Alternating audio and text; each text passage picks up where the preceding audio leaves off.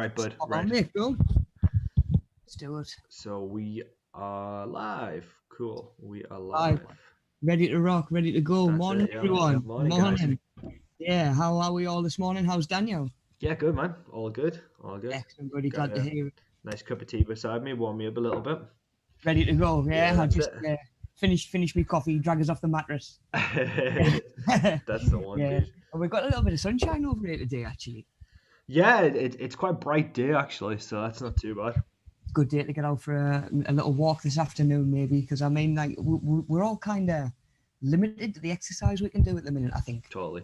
You, Yeah, you yeah, know, yeah. I mean, even if you're not used to going to, if you're not like a big gym goer or that's never really been your thing or classes, it's still interfering with a lot of other stuff you could be doing. You know, Totally. not to mention other new hobbies that you might want to go and check out. You know, you Yeah. might be thinking to yourself, "Oh, I'd love to try like a yoga or a Pilates or something like that, just to change it up for yourself." But it's difficult. Obviously, there's no classes running at the minute. Yeah. You've got to now there's plenty of resources online, you know, sort of free YouTube channels and stuff like that. But of course, there's something about doing it, obviously, with the instructor there, someone who can keep an eye on you, especially when you're new to it. Totally. I think that what a lot of us seem to be doing at the minute, just to keep active, is either sort of setting themselves a step target and trying to just get them steps in sort of around the house and get out for a walk when you maybe is a little bit low. Or just putting little sort of home workouts in where you can. But I mean, I've just seen a couple of guys pop in the chat there. Morning, everybody. If you are struggling with sort of staying fit at the minute, by all means, just pop a little comment in there. You know, we'll hopefully try and find a way that we can just get you moving a little bit more. So that's kind of the aim of what we're doing today. We're going to be looking at just different aspects of fitness. You know, if you're quite new to all the health and fitness side of things, we're just going to be looking at different body types. You know, because we all come in different shapes and sizes. I think we all have natural strengths and weaknesses. You know, so it is just a case of looking at your own abilities, your own sort of history, you know, your own training history, your exercise history, and hopefully just getting a look at what or what you would be able to do in order to be just that little bit more active, you know. Being a personal trainer for as long as I was, you know, working in the gym, someone might come up to you and say, "Oh, I've got a bad knee, you know, I've got an injury on my knee, or I've got an injury on my hip," and there are certain ways we can sort of work around that, you know, and it is just a case of breaking down, okay, what might be suitable for me to do, what might be a little bit tougher, you know, because I think certainly when you're trying something new as well for the first time, especially, you know, when we're not in a lockdown and there's no restrictions and stuff like that. When you're trying something new for the first time, it can be really sort of not unsettling, but it can be really sort of daunting. Obviously, going in and if you can find something that's going to play to your natural strengths, you know, as long as you enjoy it as well, because that's half the battle as well, you know. But if you can find something that plays to your natural strengths, you're more likely to sort of get a taste for it and kind of stick it out, I think. You know, it'd be the same as me. Do you know what I mean? Me with my body type, my body shape, it'd be like me turning up for a rugby club and thinking, do you know what, I'm going to give rugby a go, and just getting absolutely like pummeled into the ground like day one. You wouldn't be so likely to go back, you know. Whereas if I was to find something that plays a little bit more to my strengths, I think you can really sort of really get into it. And that's not to say that being able to do something first time or being amazing at something first time is really that important. It's not. You know, it's just sort of getting into your own sort of headspace and realizing what's going to deter you. Because, of course, we all know that we should be exercising a couple of times a week and trying to bring our heart rate up and trying to keep fit, but there's barriers that get in the way. Yeah. You know, at the end of the day, there's stuff that sort of gets in the way, and the best thing we can do is try and figure out how to deal with those barriers when they do come up. You know, and I think one of the biggest barriers is usually confidence. You know, I know you were saying yourself, and I've been there myself as well, you know, in a gym, you know, you go to approach someone on the gym floor, you ask for a little bit of help or something, and they're a little bit sort of standoffish, you know, they're a little bit sort of like, this is my space, you know, and you kind of maybe feel like you're encroaching a little bit. So yeah, trying to find something that you feel like you can really sort of engage in, and throw yourself out, and something that you can feel comfortable in, you know, at least eventually. So yeah, that's what we're going to be doing today. We're going to be looking at, like I say, different components of fitness, because fitness means something different to everybody, you know. But let's get into it, bud. So if we can just spin on to that next slide, Yep. just to get everybody's brains working, you know, get us all woken up. We've got a word search to do. So yeah, just take 10 minutes or so, just have a little scan through, pick out any words that you can find. Of course, we've got them listed at the bottom there. Make note as well if there's any that you've never heard of before, you know, or if there's sort of words there that you're not familiar with, because they're all pretty much different components or different types of fitness, you know. So while you guys at home, just take a minute and start looking through that. Like I say, mark off any you can find, and then we'll go through the answers together. Go on, buddy. I was just about to say, yeah, we've got a few people in the chat. Dan's just saying that he said it's great getting some knowledge from Rob whilst he's walking Diego on the beach. So that sounds like good fun. And he's saying just he hopes that we're good. So yeah, that sounds awesome. And Sue said, Rob, any advice for a badly frozen soldier? Frozen shoulder. Yeah, badly frozen soldier. What about frozen soldier as well? Maybe a hairdryer? Right, yeah. You're not going in to dip the eggs, are you, frozen soldier? Yeah, class, man, class. So frozen shoulder, I would say, of course, always go with any sort of strengthening or rehab exercises that have been sort of given to you or prescribed by any doctor or sort of medical professional that you've been to see. But I find certainly when it comes to shoulders and certainly those sort of ball and socket joints, trying to get just focus on range. You know, same again. Don't necessarily force anything. Don't push anything like where it feels like too uncomfortable and too painful. But it's just a case of just trying to get that joint moving through that range. You know. And then eventually you can add things like your resistance bands to put a little bit more resistance on there. But as with anything, you know, you want range and you want mobility. So stretching, you know, stuff like that can really help. Even just a bit of heat, you know, a little bit of heat can help loosen the joint up. I'm just trying to keep it in the chat there as well. Yeah, it's a nice little walk out down on the beach when we can, you know, when we can all get together and just have a bit crack as well. So hopefully when we can get the walk and talk up and running again, we'll let everybody know and hopefully all get together, you know, on a Monday again. Hopefully a little bit warmer than it is now anyway, you know. That's why we got all them frozen soldiers kicking about. Yeah, nightmare though. Yeah, but yeah, definitely. I would say just try and focus on range and moving it, you know, and definitely if you can, you know, try and get a little bit of sort of medical advice on that as well. But other than that, yeah, I would just be trying to just move it as much as you can without sort of forcing it. just say Dan's last comment there. Yeah, it's noted. Noted. It's noted, yeah, mate. That is January, and you're still going to be hearing about that at the back end of the year. Yeah, that's going to go in the year's highlights. Like definitely. Classic. Brilliant, mate. Brilliant. We've got our different components of fitness, and it's something that we're going to sort of dive into today. And it's sort of fitness means something different to everybody, you know. You can go into a gym environment when gyms are open. You can go into a gym environment and see 15 different people. Yeah. That maybe all training in different ways, training different styles, and for different reasons as well. You know, you might have someone who's training to compete. You know, they might be going on stage. They might be entering a strongman contest. It could be that they're trying to get ready for a physique for photo shoot or something like that. Then you've got people sort of towards the other end of the spectrum where for them being fit means being able to get up the stairs without being out of breath at the top, you know. So for everybody, the word fitness and to be fit is totally different, you know. I know we've kind of touched on it as well in sort of some of the other sessions that we've done, in that some people that you would look at and think, oh, they're really fit, you know, they've got to be they're in good shape, you know, they've got to be really fit, they've got to be really healthy, when really it could be the opposite. You know, an example that we've used before is sort of like a bodybuilder, you know, who's gone through really, really sort of rigorous pre-show prep.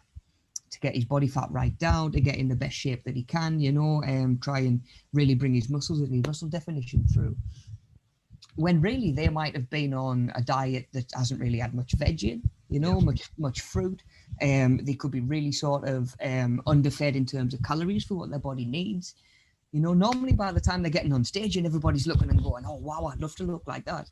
You know, that's when they're probably at their sort of most malnourished. Yeah, You, yeah.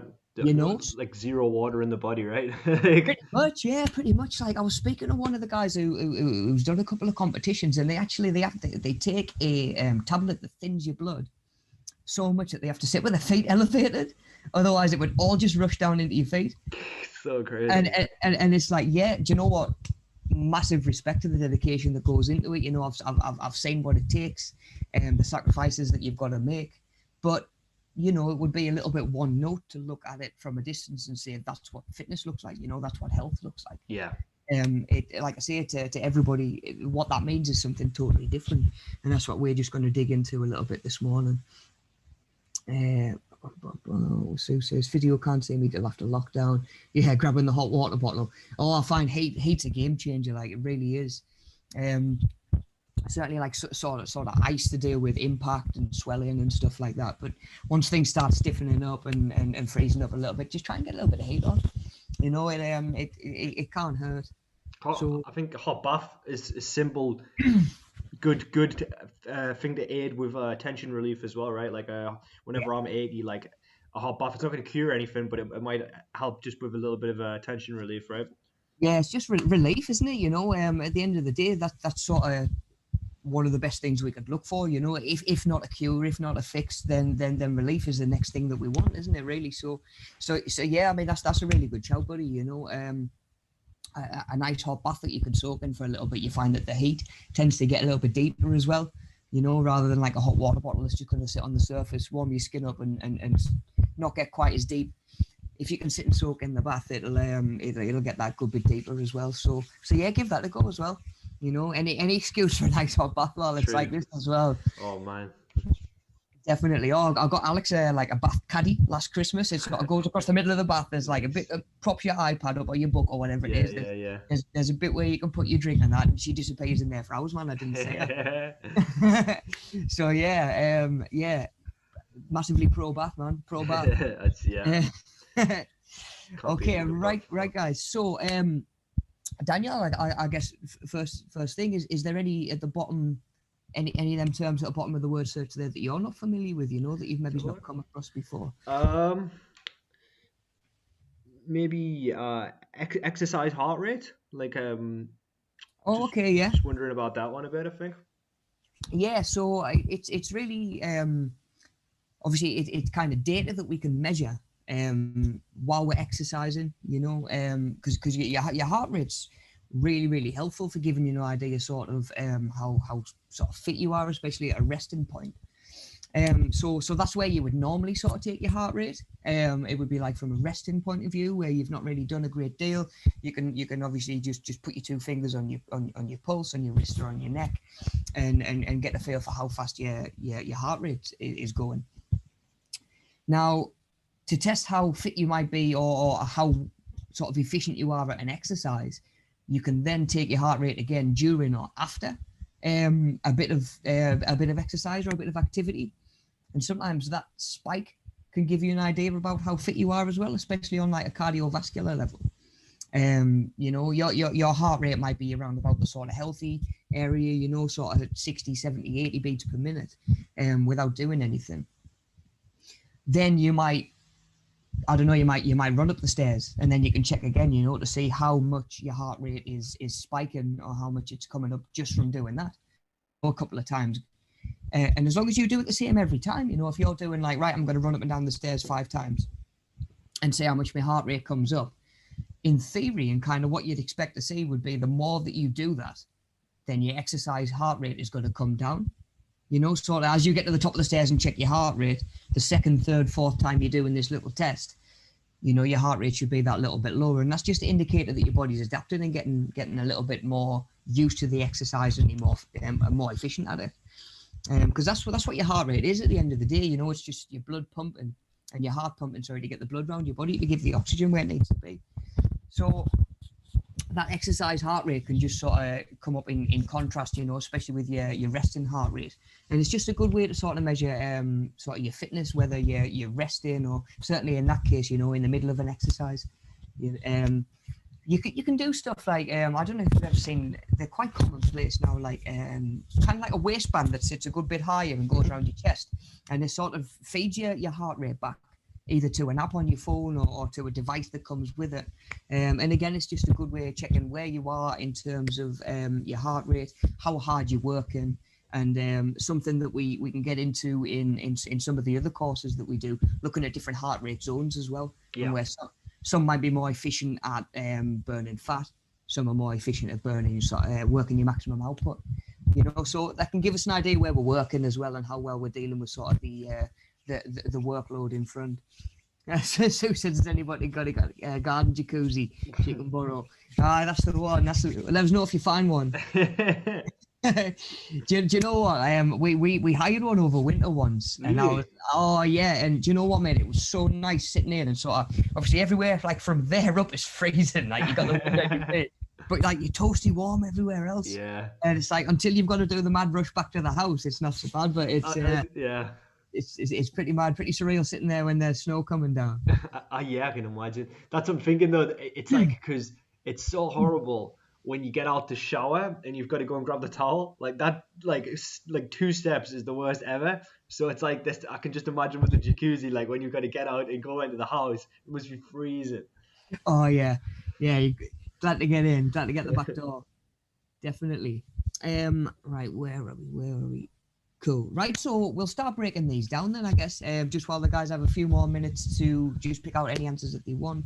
If you are, if you're watching back, or if you do want a little bit longer, you can pause it here.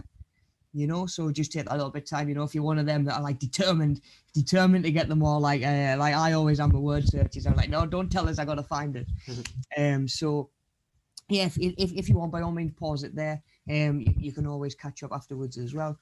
But yeah, we'll just have a few more minutes and I'll start running through them so we can just blast through the answer slide when we get there.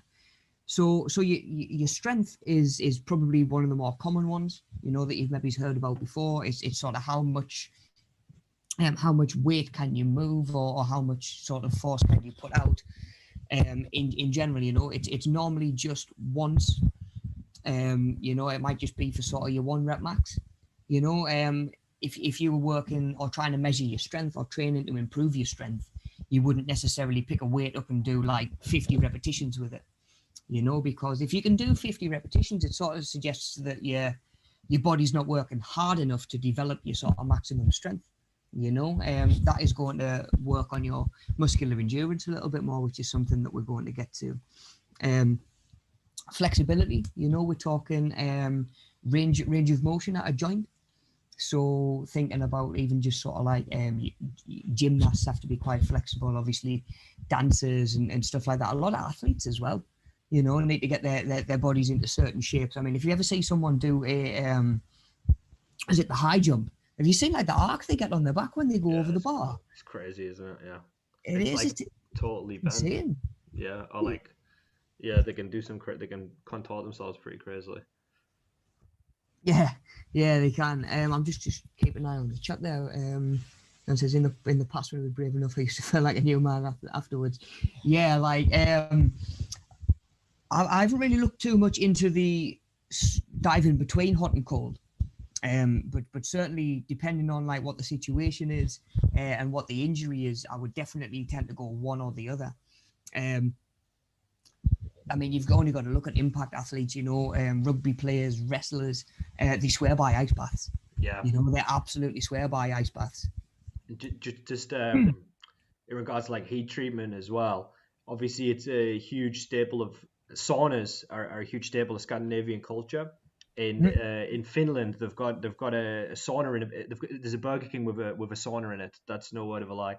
Really? Yeah, I swear to God. And in Helsinki. And anyway, so it's such a massive part of their culture, and so they did a bunch of like tests on people that have males aged 40 to 60 for over like 20 years, of a bunch of different people, some fit, some unfit, to give like the most unbiased study, just to kind of see how this like, and then they obviously also had like a bunch of people who weren't using the sauna, and they compared them. And what they found was, so it was a really balanced like study, and like a really like well made study. What they found was that actually sauna use has been shown to like have like up to like 60% or 60 to 80% of a reduce in Alzheimer's for people. Really? Yeah, and they're showing that sauna use was had a relation with not getting Alzheimer's. Like that was like one of the things that they had. Wow, Uh, that's amazing. yeah, and also just I think the all cause mortality as well it reduced, so it's like just really generally good for you. And yeah, they were associated with all kinds of different stuff. But sauna use, yeah, it's really good for you. Yeah, that's amazing. Yeah, Like, yeah, I wonder why it has certain effects yeah, in some ways that it does. That's really interesting. I yeah. might have a bit of look into that. I say Dan says as well about these hip flexors, man. Tight hip flexors will just absolutely wreck you, man. It can put extra strain on your lower back. It can make certain movements a lot harder. Especially if you're doing sports and like five-a-side and stuff. Where you sort of pivoting, you're like plant a foot and pivot on the spot.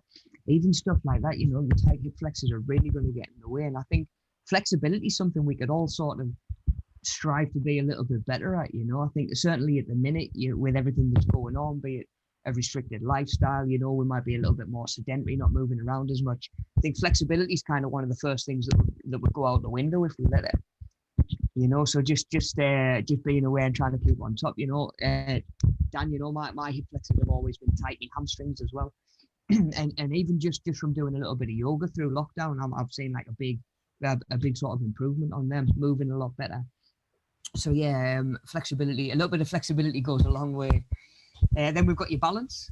So we're talking sort of keeping your center of gravity and center of mass sort of underneath you. Same again, really sort of prevalent in a lot of sports that you might not think about. Of one of the more obvious one that you might consider would again be sort of like your ice skating, stuff like that. Again, dance that you've got to balance. I know we've talked about it quite a lot in the basketball as well. A balance gives you a lot of control, and same again, it's one that we can kind of work on, we can develop it. Just don't get me started on hamstrings. Oh mate, we haven't got long enough this morning to talk about hamstrings, man. Oh, when they go on, Haytham's are bad as well. Yeah, cool. We kind of touched on heart rate a little bit, and sort of how we can use that and what it can indicate and how we can measure our fitness. Then Mel says pole vault balance. Yeah, even stuff like that, your pole vaulting. Even sort of, is it like not free diving, because that's going down as far as you can on one breath, isn't it? But sort of like even just diving and stuff like that, the shapes that they get into, the control to come out of a tuck or a flip or a spin or something like that at the right time. It takes a lot of balance and a lot of sort of muscular control as well. It's definitely not accidental. I mean, give it a go and just watch the belly flops ensue, like. Yeah. Speaking of a similar sort of thing, we've got like coordination as well. Sort of being able to do a motor task efficiently, which is kind of anything that your eyes need to match up with the rest of your body in order to make something happen. It can be something as simple as picking up a pen and writing. Mel says the same. Yeah, diver going off the end of a diving board. Yeah. Yeah, your coordination, and it comes into other stuff as well. It's not just a fitness sort of skill. If you've ever tried picking up a musical instrument or something like that, if you've ever picked up a guitar and you're trying to do like one thing with one hand and one thing with another, or like if you've tried to drum, and that's what it is. It's that coordination. Normally, sort of on the surface, you might look at someone who is sort of more clumsy or a little bit more accident prone and say that they've got like a little bit sort of less coordination, and that's how that sort of thing happens, just not being able to take it in through your eyes and getting the rest of your body to match it up. Dan says balance needs very strong core strength too. Yeah, bang on. What's the best home core strengthening exercises you can do at home. Well, funny you should say that. We've actually got an abs workout that I think is due to go up on the channel as its own video as well. That I've always sort of, or it's a lot of exercises that I've always used in the gym over the years, because I don't like the idea of just doing crunches and just sort of strengthening your abs, which sits on sort of like the surface of your core. I like to think of the core as sort of like your whole trunk. You know, it's your whole base. It's almost your foundation. So you've got to work all of those muscles, and even like your lower back as well. You know, that's part of that core strength. Stuff like planking. You know, anything like planking, if you've ever seen planks where you're just sort of coming into like on your elbows, on your toes, on knees if you need to, and you're just sort of bracing your core against gravity, trying to pull your hips down over. I find that sort of thing's a lot better for your core strength than just like your sit-ups and your crunches and stuff like that. But I was talking to the guys in the drop-ins yesterday actually about this. Even little things like if you've got something that's like a decent weight and you hold it into your chest, you're not going to really feel your core engage. But if you bring it away from your body and sort of hold it out, as it gets further away and it's trying to pull you forward, your core has to engage to sort of fight that and combat that. So even that in itself can be like sort of even just sort of in and out, or like an out and hold. You know, that sort of thing is going to activate your core, and stuff like that can be a really good place to start. Rather than jumping in with stuff like planking and stuff like that. But yeah, you know, balance does need a lot of core strength, and even like them little stabilizing muscles that we maybe don't see on the diagrams quite so much, and we don't see flexing in the mirror. You know, they're all there, and they've all got a job to do. Then we've got our like agility. You know, so same again, it might be one that you've kind of come across before, and that's sort of quickly changing direction without losing your balance.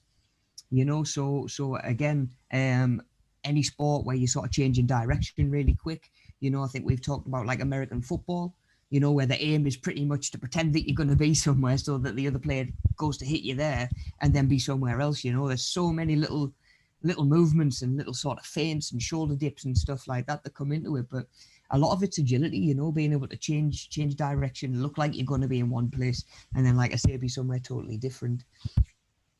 Right, where are we at? How are you guys getting on as well? You know, have you managed to find many? Have you managed to dig many out? Reaction time, you know, it's one that you might not necessarily think of when you think of fitness and certainly with like health and stuff like that, but it's a sort of understated like component of fitness, in that it can make a big difference in certainly like in the big leagues. You know, your reaction time, obviously as a goalkeeper, you know, if you're playing football or something like that, maybe the ball takes a deflection on the way through and you've got to react to that, you know, get down to make a stop. Again, you know, I've seen even some of the training that they'll do with the goalkeepers where they've got like, it's pretty much just like a plastic wall with all kinds of like concave like shapes and dips and just stuff to get like dodgy bounces out of it. They just throw the ball at this wall and the keeper's got to react to it, you know, and make the stop. And he might only be like a meter or two away from the wall. I saw that they've got like machines which can put the ball like anywhere like in the net. Like it can hit the ball in any direction. So like obviously if you kick a ball and in your football you're kicking it to the goalie like you're doing a penalty or something like that. You can aim a certain place, but it'll obviously dip up and down slightly, and you know it might not go exactly where you want it to. But they've got like these like kind of like machines that like fire the ball out super fast, and you can put it exactly where you want it. So it can like help them like do more like dive and saves and things like that. Yeah, like really sort of like precise with it. Yeah. Yeah. I mean, that's it's kind of like what they've got in like the baseball, isn't it? Like the Yeah, automatic it's the same thing. pitches Yeah. and stuff like that. Yeah. But again, you know, the technology that we've got to work on these like different elements of fitness, different components of fitness, you know, it's only getting better and better as we go on. You know, it's no wonder world records are getting smashed every year, and you know, new records. Even like was it Ronaldo last week? He's the Oh yeah. top like goal scorer of all time now. You know, Yep. and again, you've only got to look at his body shape and his body type, and go back and look at the likes of Pele and Maradona, but back in the day when they were playing. Technology's just come on so much, and like the research as well. We can really sort of hone these skills, which obviously lets us be better. I know. It's crazy, really. Cool. Right. Cardiovascular endurance. So this might not be one that you've come across before. So your cardiovascular endurance is pretty much your heart and your lungs ability and efficiency in getting the oxygen around your body, and doing it for a prolonged amount of time. So same again, if you've ever been cycling or running or even walking, you might just be walking and you get to the point where you think, you know what, I need to stop for a minute. I need to catch my breath. That's not your muscular endurance. That's not your muscles sort of tiring. It's your heart and lungs, and you just sometimes need to let them catch up a little bit. Now, your endurance is how long you can do something for before you need to take that break. So again, that's something that you can measure. Even just getting on the treadmill, like I'm going to walk at this speed until I need to take a break and see how long that takes. And then the next time and the next time after that, you just try and get that little bit further. And we can use the one underneath, sort of what you mentioned earlier on, your exercise heart rate, to just keep an eye on sort of where you are as you're going with that. How many bits of kit in the gym now between treadmills, obviously like your bikes, your cross trainers, they've got little sensors on that will tell you your heart rate as well and feed it back to you. Yeah. So you're sort of getting that constant active feedback, like from the machines, just to tell you where you're at. And if you've ever seen them where it'll say sort of like 90% of your heart rate is going to be this many beats per minute, 80% is going to be this. Same again, it just helps you get into the right sort of zone for what it is that you're trying to train, because sort of like we say, there's different types of fitness, and whatever type of fitness you're aiming for and striving towards, you want your training to sort of match up with that. Physical activity, it's a term that we've probably all heard. We all know that we need to be sort of active, and the exercise is good for you. There's so many benefits to exercise. It's almost like shouldn't be seen as like a chore, or like it's handy to get to the point where you can appreciate it for what it is and it not be such a chore, because at first, it's you maybe going through like a diet change or a new training program, and the first couple of weeks, you maybe aching from the exercise, you maybe not seeing results straight away. Once you start to see results, and start to feel the benefits of it, you can really engage in it a lot more, and it starts to feel like a lot less of a chore. But yeah, there's also sort of like the discipline to do it when we don't feel like it. It's the same again, something that I've sort of touched on before. It's funny how if we had a dog and it was raining outside and the dog needed to go for a walk, well, you put your waterproofs on, you say, all right, then we'll get you out for a walk because you need a walk.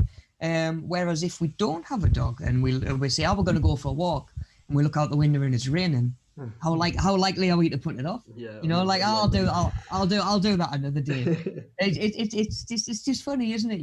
That we would do it and make the perceived sacrifice for the dog's sake, but when it comes to our own health, we're so quick to sort of put it on the back burner. Yeah.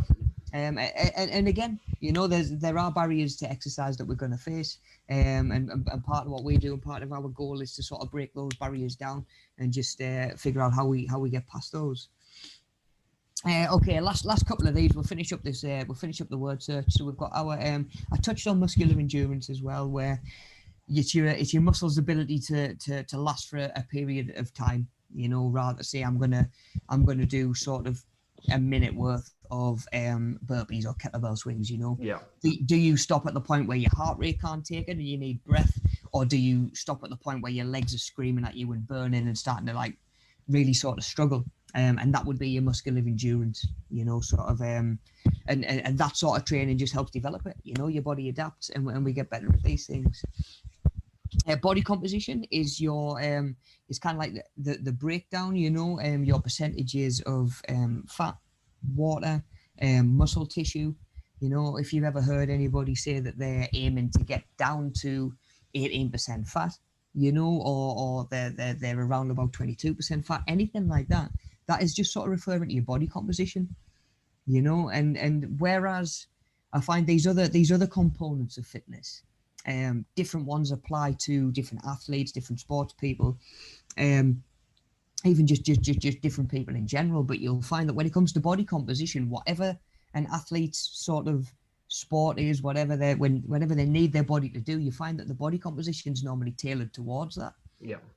So someone who needs to be, someone like a dancer who needs to be light, maybe it's for lifts and stuff like that, but they also need to be sort of muscular and powerful as well. So they'll have a particular body type and a certain body composition. Then you've got somebody like an Eddie Hall, like a power lifter who, if he's got the muscle, but if he didn't have some of the extra mass and some of the other just sort of bulk that he's got, he might not have the power that he would have. True. So his body composition helps him do what he does as well. Mm-hmm. So almost everybody like that, their body composition is sort of geared towards what they need to do. In The Last Dance, the Michael Jordan documentary, there's a segment where he was talking about when he came into the league, he would get bullied on the court because of his size, his stature, Mm-hmm. and he went away and just had an off season where he was like, right, if I want to be the best, I've got to be built like the best. Yeah. And I need to go away and train my body to be in the state and to do the job that I needed to do, and he did, and so they say the rest is history, at the end of the day. Yeah. It's interesting just on that point, how he said that, like, when it took him, a little while when he came back from baseball to get into basketball, because he said he didn't have a basketball body anymore. So yeah, definitely, and for as much as, for everything that could be said about his baseball career and the fact that he didn't stick in it that long, he didn't necessarily have time to build a baseball player's body, and to really sort of get out of that sort of muscle memory. But it takes some doing to come back to it, it's I mean, we've all been there where we've all done something that we've not done for a few years, and it's surprising how much it sort of catches up with you. If you're not doing certain things, your body's not going to be necessarily sort of toned in that way or sort of geared towards that. So yeah, that's a really good thing to mention as well. You can be the best in the world. You take a little bit of time off and your body composition changes. It takes a little bit of work to get back into it. The skill isn't necessarily everything, and your body composition can go a long way. Now, talking about obviously us sort of sat at home and trying to apply all of this to ourselves, your body composition. I mean, you can get certain bathroom scales now that you can jump on barefoot, and it'll give you a rough idea, like, oh, you're carrying this much water, you've got this much body fat, this much you're carrying, or you've got this much sort of muscle mass. It's not the be all and end all. Definitely not. But again, it can just be a good sort of indicator of where you're at fitness wise and in comparison to where you want to be. Okay, last couple. So your resting heart rate, we sort of mentioned as well. It's just sort of how hard is your heart working while you're sort of at rest. You're not doing any activity, you're not doing any exercise. And of course, using your exercise heart rate, see how much it spikes up when you do start moving as well. And then just your sort of overall physical fitness, and that I put that one last because that's sort of like a very broad spectrum of what we're talking about today, and the fitness is different to everybody.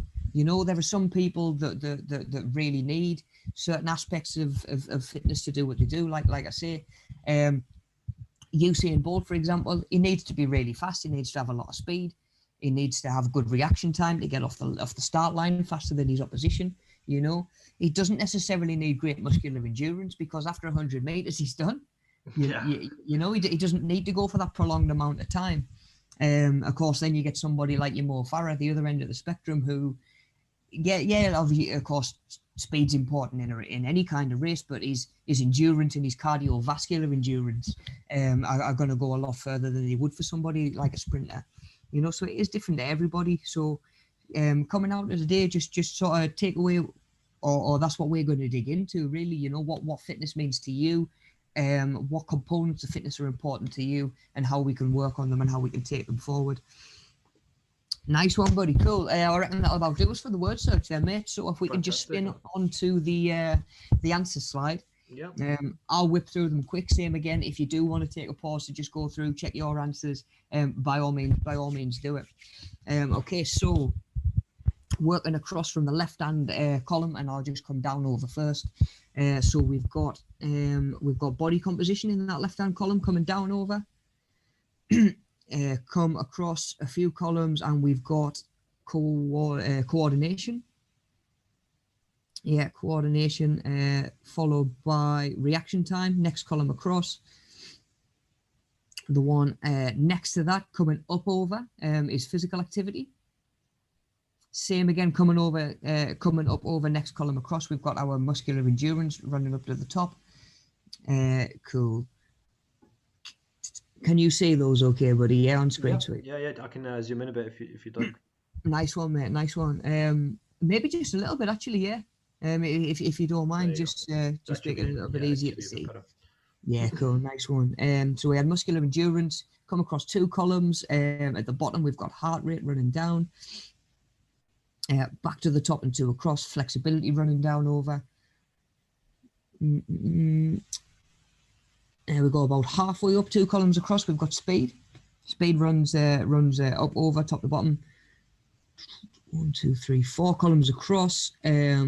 Resting heart rate running up to the top. Where we at? Physical. I can't even say that one. Physical fitness. Yeah. Physical fitness running up. Yeah, nice one. Cheers, man. And then exercise heart rate as well running up. Second column to the right. A couple running across over. Not quite as many. We've got two on the bottom rows. So bottom row, we've got agility running backwards, and cardiovascular endurance running backwards as well. Takes up pretty much all of that bottom line. Yeah. Yeah, and then we've just got a couple of sneaky ones, a couple of little zigzag ones. So working from the top down over, and we've got balance. We've got balance running sort of upwards and left. If we can see that one, yeah. And then two. Yeah, we've got two crossing over towards the bottom as well, which are strength running down over and wellness. You know, wellness, just our sort of looking at from a nutritional point of view as well. You know, are we getting the nutrients that we need, the vitamins that we need? Wellness can obviously relate to your mental health as well. You know, are you taking time to look after your mental health and just take that journey as well? You know, because your mind and your body just work together so much. Really do. So I always say, if you're going to work on one, why not work on the other? You know, try and get that sort of bit of yin and yang as well. Okay, yeah. So yeah, like I say, if you do want to take a minute just to match your answers up with that, then by all means do. And we'll spin on, buddy. Let's do. Nice one. Okay, so kind of what we've been skirting around all morning, you know, what is fitness and what does the word fitness mean to you? Because it is different to everybody. You know, we've all got strengths and weaknesses. We've all got we've all got our own unique sort of body types, which we're going to look at as well. But of course, getting fit or being fit is totally different depending on who you are, and everybody's fitness journey is going to look different, you know, which is so when you see I've seen lads built like me, you know, in the gym, you know, we're naturally sort of quite slim, narrow shoulders, and all of a sudden they're following like the Rock's training plan, and it's sort of like, by all means, you know what I mean, give it a go, see how you get on, and if that gives you a little bit of structure to your training, then happy days, you know. But he trains the way he does for a very specific reason. You know, he eats the way that he does for a very specific reason, because you've got to think about your nutrition as well. You're going to train like The Rock. You've got to potentially eat like The Rock and do like 6,000 calories a day or something mad like that. And it's just not as admirable as it is. It's just not attainable, and it's not feasible for a lot of people. And because we don't need to train for the same reasons that he is, we don't need to necessarily train like that, you know. And sometimes we can give ourselves more work and put ourselves off, I think, you know, especially if you do start to pursue a sort of like a fitness journey or something like that, of if you start doing sports and activities that aren't necessarily geared up towards where you want to end up. So that's why it's handy to look at all these different sort of aspects of fitness and think about which ones are really important to you, Yeah. And which ones are going to help you most in the long run. And then we can put things in place, right? How do I work on that? How do I develop that? How do I make sure that lasts as long as possible, So just something to think about. So if we can spin on to the next slide, buddy. Same again, I've just put a couple of examples in there, especially when it comes back to say sort of revising any of these. If you do want to come back and watch the video again, you can just get a couple of different examples without needing to sit in there, sit through the whole of that sort of word search sort of section. So again, just to sum it up, you've got your cardiovascular fitness, which is your heart, lungs, and blood cells supplying oxygen-rich blood to the working muscles. You've got our strength, measure of being able to exert physical force against an object. Body composition, our balance of a percentage of fat, water, and muscle, and flexibility, the range of motion in our joint or our group of joints. So even just in those couple of different examples, they're so different from each other, and same again. One of those might be really important to you. You might not need to worry about the rest. They might be sort of trivial to you and the way that you want to be fit. So yeah, you could look at that first slide, or you could look at somebody who's a really good sort of all-round athlete that's got a lot of these things and say, oh, it'd be nice to be in that shape, or it'd be nice to be that fit. Which is it's good again to have aspirations, but you don't necessarily have to put yourself on that same level, and certainly not give yourself the same workload when it comes to food and nutrition, because that's the quickest way to sicken yourself off, I think. Is to sort of train randomly and just jump on what other people are doing, and of course it's better than being inactive and not doing anything, and I've got a lot of same again respect for someone who will go and try something that they're not great at or not done before. But again, just try and figure out which of these aspects are important to you and tailor your exercise to that, okay, so just a couple of different examples of how fitness is different for everybody. If we can spin on a couple of slides, bud. Yeah. So we've got a title slide, and then looking at Usain Bolt, somebody that I'm sure we're all sort of familiar with. If you're not, he was I believe he still holds the world record, doesn't he, for for the 100 meters? Absolute animal, fastest man alive, fastest man to ever live. Certainly recorded. I love that picture. I love that he stopped and took a second to like smile for the camera while he's leaving all these other world-class athletes sort of in his dust. Quality man, timeless. That's an amazing picture. So Usain Bolt, someone that we would all look at on paper. I would say we would look at and say he's got to be fit. He's got a good level of physical fitness. But again, in what ways is he fit and able to do what he does? We've got again your muscular strength, power to get off the starting line, your reaction time, cardiovascular fitness to an extent, because same again, it might only be 100 meters, but you run 100 meters as fast as you can, you're going to feel that difference in heart rate. Yeah. It's almost like that might be what limits you, actually, because like I was saying earlier on, over 100 meters, we might not necessarily go for long enough for your muscles to break down for sort of like the muscular endurance side of things.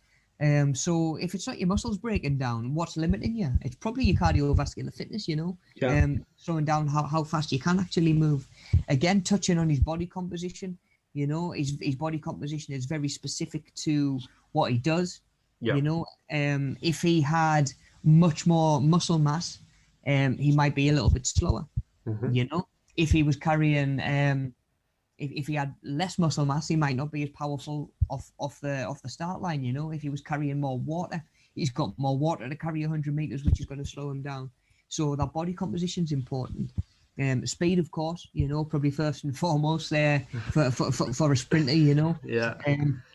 And of course, coming back to your reaction time, speed off the line, coordination as well, one foot in front of the other. You seen Cool Runnings? Have you ever seen Yeah, long time ago, a classic. Yeah, Yeah. mate. Well, when they're all trying to qualify for the Olympics, it's one person trips over lack of coordination and takes everybody out. Yeah. You know, but yeah, your coordination with stuff like that as well. You know, it's sort of efficiently getting off the line with enough momentum and enough forward sort of drive to sort of get you off the mark and build that speed up as quick as possible. You know, it takes that coordination. You know, even when they're running, I don't know if you noticed, but they're always sort of punching through the air as well. You know, obviously to work against wind resistance, they're physically punching through the air. So obviously you've got to have the coordination to do that while your feet are going as fast as you can. There's a lot to it. So again, you know, looking at Usain Bolt, we would say, yeah, he's really fit. Him, do you know what I mean? I'd love to be that fit, but it's these individual components that have helped him be the best at what he does. For as long as he did as well, you know. Spinning on from there, buddy, if we just look at the next slide, we've got a totally different athlete altogether. We've got Bradley Wiggins. Right, yeah. So again, you know, not if he's someone that you're not familiar with, he was a professional road and track racing cyclist, Tour de France winner 2020. Again, you know, you would look and say, wow, he's really fit. Do you know what I mean? Like, I would love to be able to do what he does. And again, you know, we can look at his muscular endurance. You know, if you've ever done any sort of cycling or anything like that, even just on the bikes in the gym, you know, it can really get your legs burning. You know, especially some of the distance that these guys do. Off the top of my head, I couldn't tell you how far the Tour de France is actually. Don't actually know, mate. I could go quick Google job in the background. If you don't mind, mate, actually, just while I think about it. But yeah, you know, he needs the cardiovascular fitness as well. But it all comes down to endurance. You know, he can have a lot of speed. Okay. Go on, buddy, shoot. So the race itself features 21 day-long segments over a 23-day period and covers 2,200 miles. Wow. Yeah. So the other side of 2,000 miles. Well, I think coast to coast in America is only 3,000. Yeah, wow. That's not far off. Yeah. 2/3 of the way across America. Yeah, you need your endurance. You know, you need your heart and your lungs to be able to cope, and you need your muscles to be able to cope as well. When they're not coping, you're going to feel them obviously like lock up. That lactic acid, you're going to maybe get a little bit of burning. But to Bradley Wiggins, you know, it's his bread and butter. He needs to be able to do it. He doesn't need to be able to jump off and deadlift 500 kilograms. You know, he doesn't need to be able to sprint 100 meters in 10 seconds like Usain Bolt does. That's what he needs. He trains towards it, and it helps him do what he does. You know, he's balanced as well. You know, obviously any kind of cycling and stuff like that, you need your balance. Cornering and stuff like that. I mean, can you imagine doing a 2,000-mile race to like lose your balance on a corner and someone goes past you? Oh man. You know what I mean? Can you imagine? It would be absolutely heartbreaking.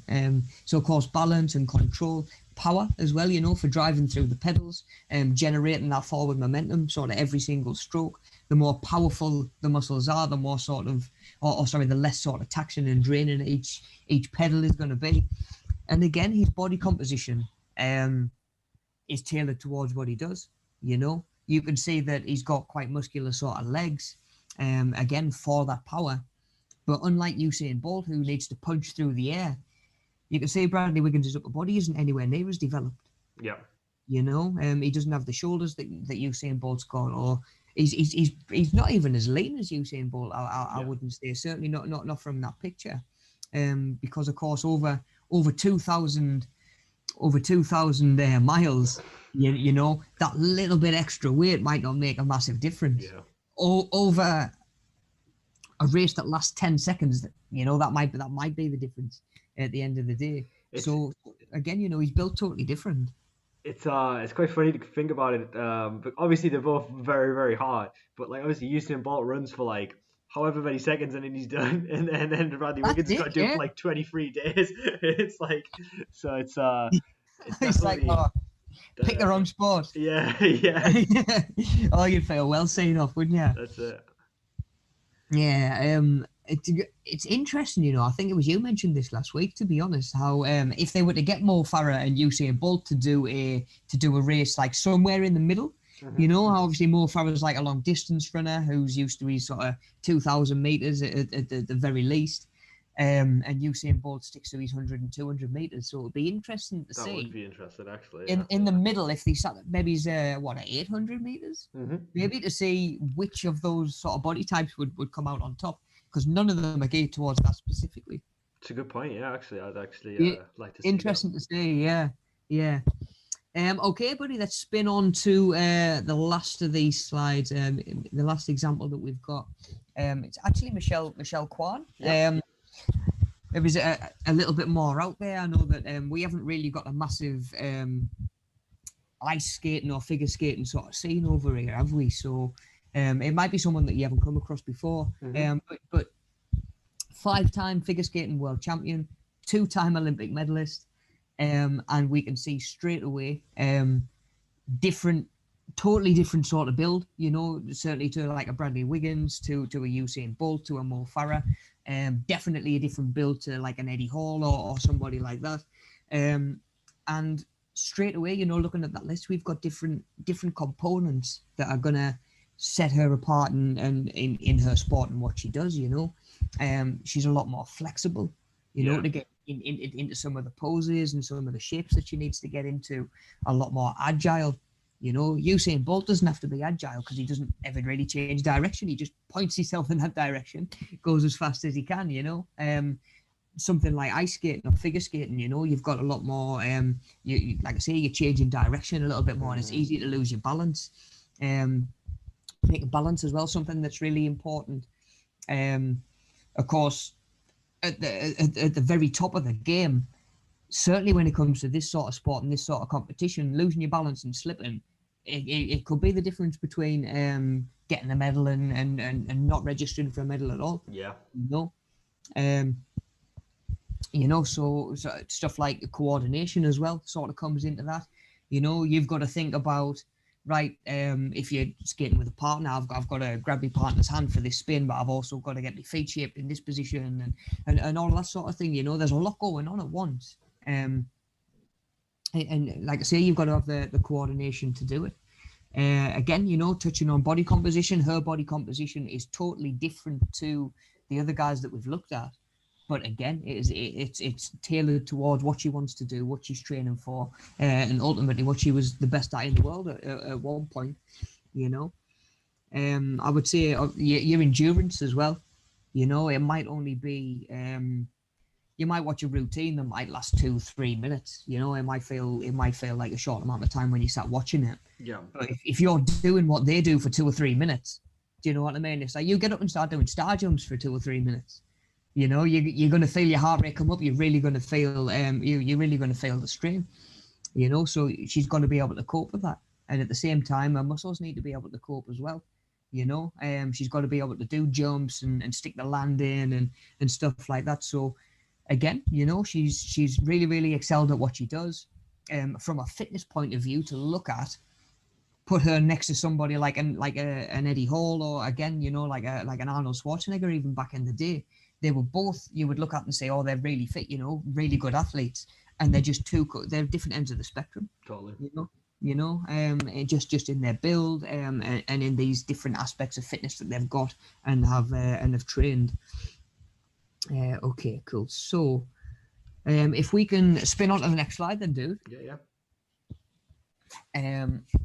Can you think of any more examples of athletes that need specific components of fitness? Just gonna look at sort of same again. I've got a couple listed underneath there. Can we think of any? You know, off the top of our head. Think of your favorite athlete. What's your favorite sport? Somebody that you consider to be fit. Why do you consider them to be fit? You know, it might be somebody from your gym. You know, it might just be somebody that you think, yeah, you know, they've got quite good body composition. You know, they're in quite good shape. You know, I admire the fact that they can run on the treadmill for half an hour. You know, they've got good cardiovascular endurance. So yeah, I mean, is there anybody that stands out to you, Daniel, as sort of like, have you got a favorite athlete or anything like that? It's actually an interesting question. I don't know. Probably not. I mean, I love LeBron's probably one of my favorite athletes. I definitely would say that. Mhm, mhm. You know, when I talk about LeBron, he's definitely got muscular strength. Um, Yeah, yeah, 100%. 100% speed. He's definitely got speed. Goes court to court pretty fast. Yeah, Um, yeah, he does. yeah, agility, reaction time. You definitely could say all of those, right? Because he's able to turn on his feet and reaction time. You know, some of the blocks that he gets. So Yeah, yeah. A lot of them, coordination as yeah, much as yeah, anything, coordination. I mean, they talk all about footwork and stuff like that. You've got two bounces of the ball, and if you haven't bounced or two steps before you bounce the ball, and if your footwork's off, you get called for traveling, and it's yeah. That's a good point. Yeah, you've got possession, and at the same time you're trying to coordinate. Right, I've got to make this pass, or I've got to throw my body this way, and then try and create a bit of space to get the shot up. You know, definitely, so there's a lot of sports out there that even pull on certain aspects of fitness that you might not think about. You know, definitely. normally you would think, yeah, he's got the muscular endurance, he's cardiovascularly fit. Um, but again, you're talking your balance, your speed, your flexibility. He's got a lot of them. And he trains deliberately for that reason. You know, Exactly. um, Yeah. you might look at somebody like, oh, Wib's in. Hi, Wib. Hey, we're Matt. Oh, nice to have you, mate. Nice to have you. Wib, who is your favourite athlete? Putting you on the spot straight away. Who is your favourite athlete? Do you have any?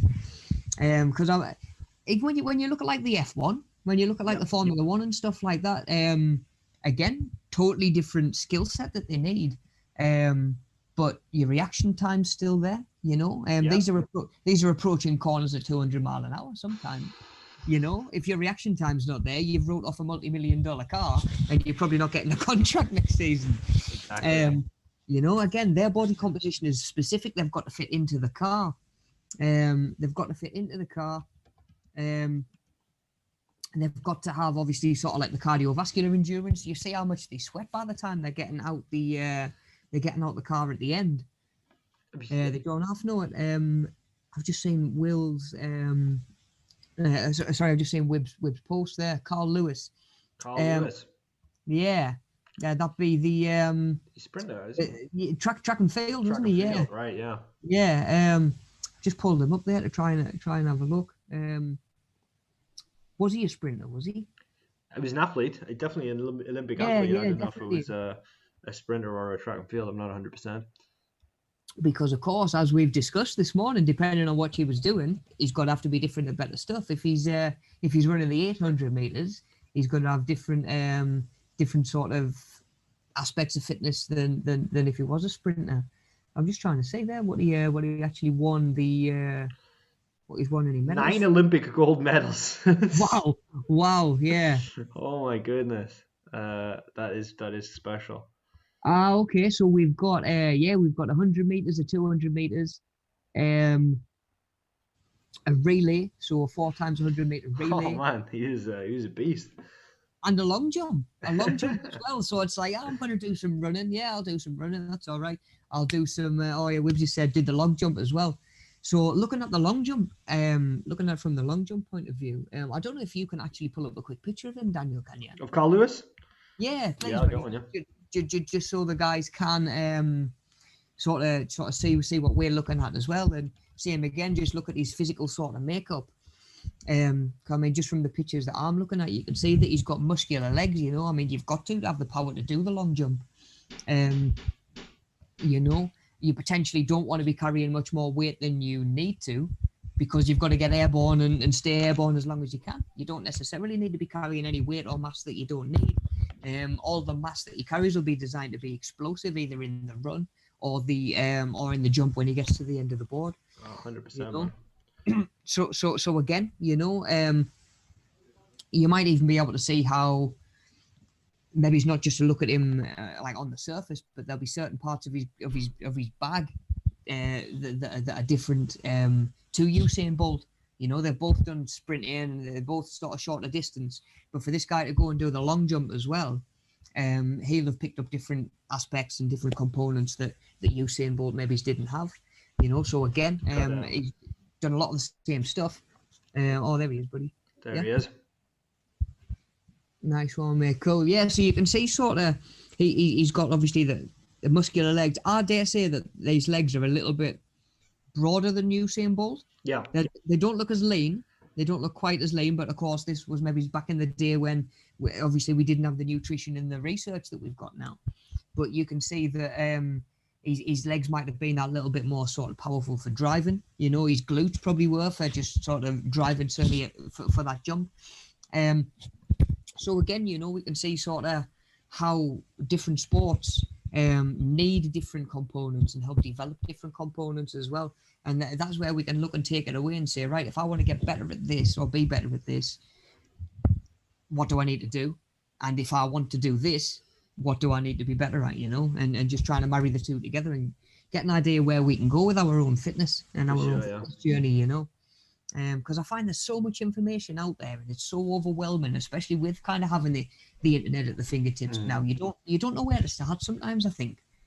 You know, you don't know what's good information, what's not, you know.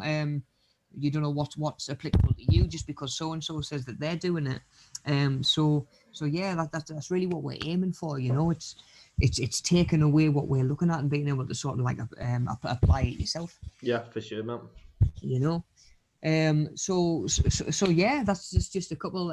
He's mentioned another one as well, Daley Thompson, decathlete. So any sort of decathlete, you know, in endurance sort of competitors and athletes and stuff like that, you'll see that they're a different build again. You know, altogether they're a different type of fit. You know, they might be a different body shape because they've got to go a lot further. You know, they need to be good at a lot more stuff, you know. Off the top of my head, I can't tell you what's in a decathlete. I'm gonna have a look. A decathlete, it's two different things, right? So a decathlon's like, isn't it like a mix of? Wouldn't it be like cycling and sprinting or something like that? Is that right? Yeah, I didn't know if it was very specific in which two it was, or whether it just had to be two. Don't know. I actually don't know. I'm not sure. 10 events. 10 events. Oh wow! Yeah. Oh wow! Yeah. I didn't know that.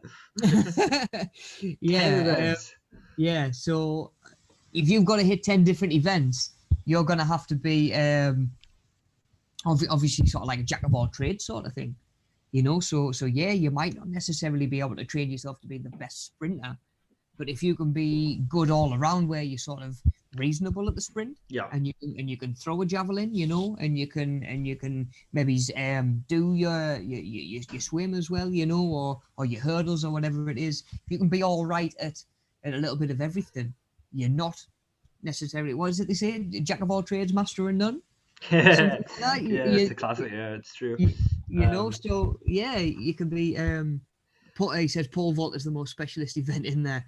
Pole vault's just a different animal altogether. Like, if I can't imagine ever doing it and just launching yourself the way that they do. Like the training that goes into it is absolutely insane. And of course, if you're training for other stuff, you can't necessarily be training just for one thing in particular, you know. I always think that when I watch the Olympics, like there's certain sports where I just think like, how would you get into that? You know, you know, like rafting and stuff like that. Like I always think how would you ever think like this is the sport for me? It's weird to think how people get into these kind of specialist sports. Definitely. Pole vaulting, yeah. I mean, you've got CrossFit down the road, and there's always a local swimming and walking group. Yeah. But if you were to say let's all get together and do some pole vaulting, I don't think you're going to have many takers. True. but again, you know, it's a different sort of fitness, it's a different sort of build, and as we're going to look at in a second, different body types lend themselves to different stuff differently as well. Yeah. Cool, right. So if I just pull that PowerPoint back up. So again, you know, if you do want to pause it there, take a little bit of time and maybe try and think of an athlete that needs each of these different components. You know, not all of them in one person. You know, you might think, right, who needs muscular strength? Somebody like an Eddie Hall or a Thor Bjornsson, you know, a power lifter.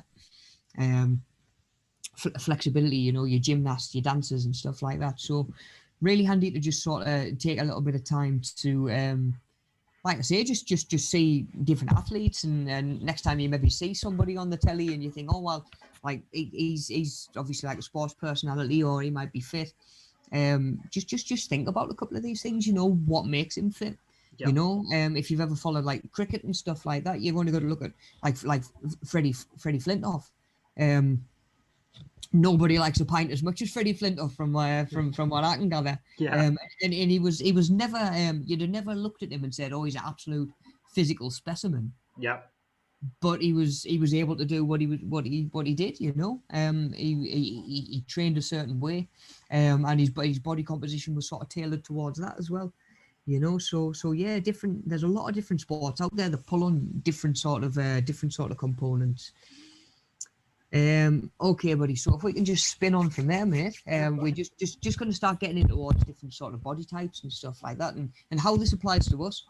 It's all well and good to be able to look at somebody like a Michael Jordan and say, okay, this is why he's fit. This is what he was really good at. This was his skills.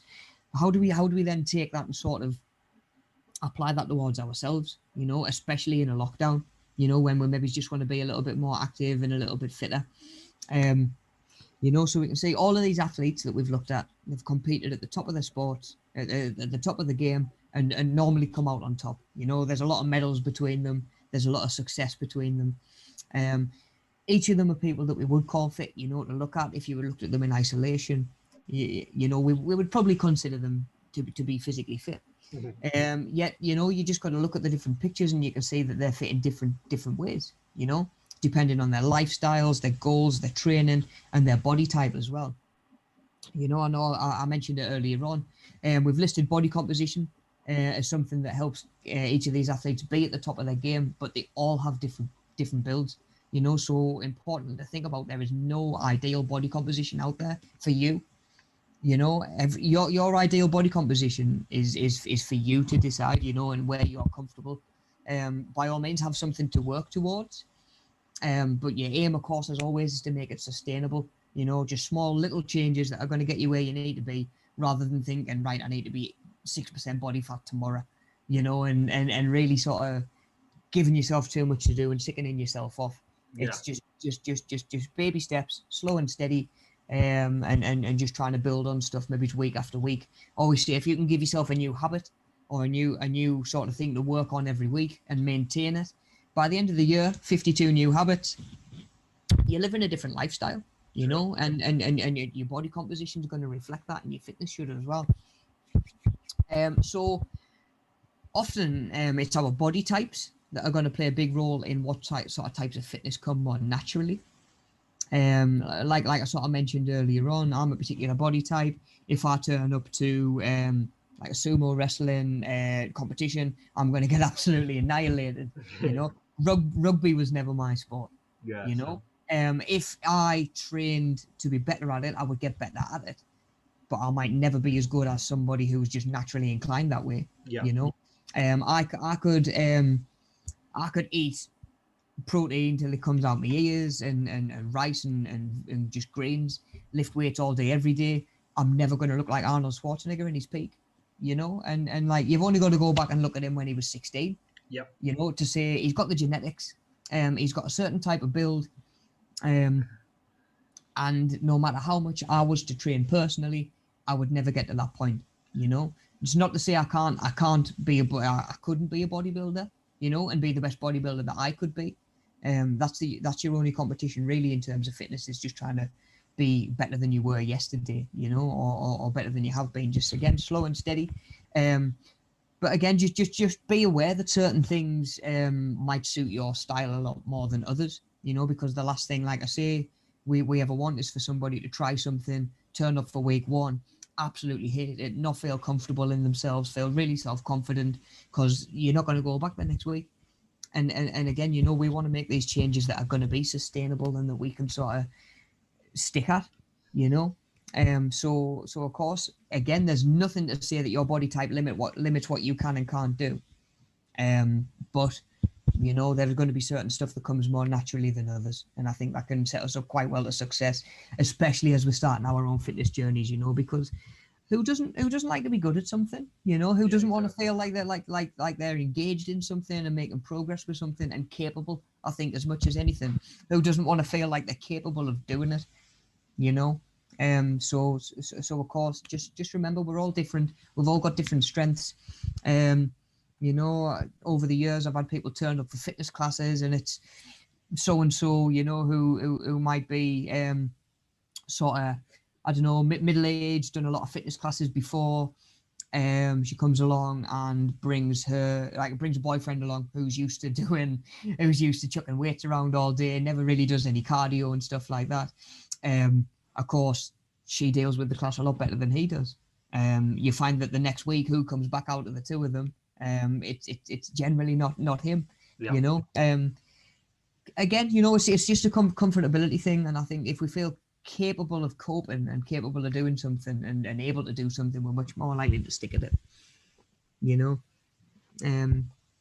Again, not to say that it dictates what you can and can't do, definitely not. But if we can just roll on to the next slide, buddy, we can get a little bit of a look at the different body types as well. Mm-hmm. I've just seen Wib says his mum and Sheila. Oh, mum's had her first COVID vaccine. That's awesome. Oh, fantastic, mate. Excellent. Yeah, really good news. Really good news. I think everyone's a step in the right direction, isn't it? That's the way we've got to look at it at the minute. Okay, so these different body types. So just looking quickly at that slide there. We've got our endomorphs on the left hand side, what we call a mesomorph in the middle, and then ectomorphs on the end. We can see straight away sort of naturally different sort of build. Not necessarily different height or anything like that, but again, they're going to be better suited to some activities than others, So again, just spinning on to the next slide, dude, and we've got Thor. Yes, Thor. I was getting him mixed up with Eddie Hall. Yeah, I was getting him. We got Thor Bjornsson. Yeah. So Basically. if you've seen Game of Thrones, he played the Mountain.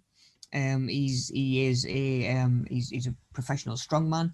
And I believe he's currently training for a boxing fight with Eddie Hall, isn't he? He is, yeah. And actually, I don't know if you had a chance to see it, but he had like a warm-up match, I guess you could say, with a professional boxer. And okay, I haven't seen that. yeah, I think it was in Dubai, and he was he was nine stone heavier than the guy, I think, that he fought. Really? Yeah. Wow. And obviously it was a boxing match, but yeah, I mean the guy was kind of beat him obviously, but I think Thor hit him once in the shoulder and dropped the guy just because Really? how insanely powerful he is. Yeah. But, Man. But yeah, mate, that was it. Like, yeah, that'll be really interesting to see when the fight actually does go down as well. To look at, I mean, even that one that you were just on about there, to hold someone who is absolutely sort of like top of their game in the powerlifting world, steps over into a different sport that uses different components of fitness. Yeah. And he's almost, he's not terrible, but he's a fish out of water, isn't he? It doesn't come as naturally. And then you look at someone who is a professional, like the boxer, who can box rings around him. It was exactly the same with the McGregor and Mayweather fight. Yeah, exactly. If that had been a UFC fight, I think that would have gone the other way. But because it was a boxing match, the guy who trains for boxing is more sort of naturally sort of inclined and used to boxing. He got the upper hand. That's why, like, obviously, I understand that it brings more people to the sport, which I think is great always. But it kind of it annoys me when people are like, oh, who'd win between this guy and this guy? So it's two different sports. So it's like it's like they'd probably win at their sport, and then they would win at their sport. That's just how it is. You know what I mean? Well, exactly. Yeah. It's like saying who's gonna win between LeBron James and Lewis Hamilton. It's like, well, it depends what they're doing, doesn't it? Exactly, Matt. There's like not to go too off topic obviously, but there's like a craze with like YouTubers coming into boxing and stuff at the moment, which is it's a whole other thing. I've seen that, and if was it one of the Pauls, wasn't it? Was it Logan Paul or Jake Paul? Both of them. If they want to go and get their heads punched in by Mayweather, they can knock themselves out. I might even watch the highlights. Yeah. Yeah. So yeah, that's crackers. Yeah, I was just saying what Wib's saying there in the chat. I'm an endomorph. Haven't been to gym for a long time since second lockdown. Definitely going to do some walks soon. Amazing, buddy. You know, if you can get out, and it's sort of at the minute you've kind of got to just take the opportunity to do it. You know, the old carpe diem, seize the day, because it might rain tomorrow. Do you know what I mean? Yeah. How easy is it to say, oh, do you know what? I'll go for a walk tomorrow, and it's raining or it's snowing or it's icy, and you think, oh, do you know what? I'll not go today, and you might end up going 3 or 4 days without getting the chance. So sometimes you just got to take the chance while it's there. And I mean, if we are restricted in other ways, then just try and be moving around the house. You know, I've talked quite a lot about what we call sort of non-exercise activity, and the Yeah. amount of calories that you can burn just from moving around the house. You know, if you're running the hoover around, if you're dusting, if you're polishing stuff, it's still movement. You're still burning calories. And if you look at like the calorie like breakdown and the expenditure for someone who maybe goes to the gym for an hour and then cleans and is active all day, the calories that they burn throughout the other 23 hours in the day is so much more than at the gym, you know? So it's not even a case of, right, I've got to do half an hour's worth of exercise. If you can think to yourself, right, I'm going to try and get this many steps in a day, or I'm going to try and just do a couple of, like, get on top of a couple of rooms in the house, that in itself can make a big difference. You know, it doesn't necessarily have to be going to the gym. Yeah. You know, I'm sure that as things open up again, everybody's going to be making their own decision when they're comfortable going back to stuff like that as well. You know, my dad actually last year, he's always loved the gym. He wrapped it in, because he couldn't commit to certain hour slots that you've got to book in now. You know, and he took up walking, and you know, a decent pair of walking boots and a nice winter coat like later, he's not looked back. You know, he's absolutely loving it. You know, and it's so good for you. You know, just like you say, just getting active, get moving, and it's really easy to sort of fall into a rut of being a little bit more sedentary at the minute, especially if we're working from home, sitting at the laptop all day. If we're not, are we just on the couch? Are we binging Netflix? You know, are we surfing social media? And it's important to try and take that little bit of time just to it's for yourself at the end of the day as well. You know, it's for your health, it's for your well-being, and we always feel better for it afterwards as well. You know, I've never been out for a walk, whether it's raining, cold, and got back and felt worse for it. You know. Yeah. So yeah, buddy, awesome Wib, if you can get out for a couple of walks soon, it just gets you moving again, you know, and then you might be able to look at our we've got a 20-minute stretching routine today at the end, you know, that's active. We've got a chair-based exercise one on there as well, you know, where you can do everything that you need to do sitting down. So there are different levels as well, you know. I'm just saying, Dan said, even when the weather's bad, once you're out, you always feel better for it. You do, you know. Yeah. They say that there's no such thing as bad weather as long as you've got the right clothes. I've never heard that before, actually. Have you not? Yeah. Oh man, I reckon that some of the what you call it, like scientists in Antarctica and stuff, are probably like they got the right clothes, but I'm sure that they're not too happy about it. But Oh yeah. that's a good one, that though. Still bad weather. Gonna remember that. That's it, you know.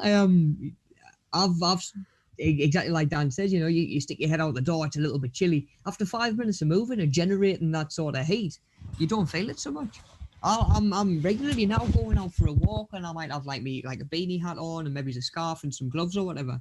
Get halfway around the walk and I'm taking layers off, man. I'm like, you just got stuff to carry back to the house.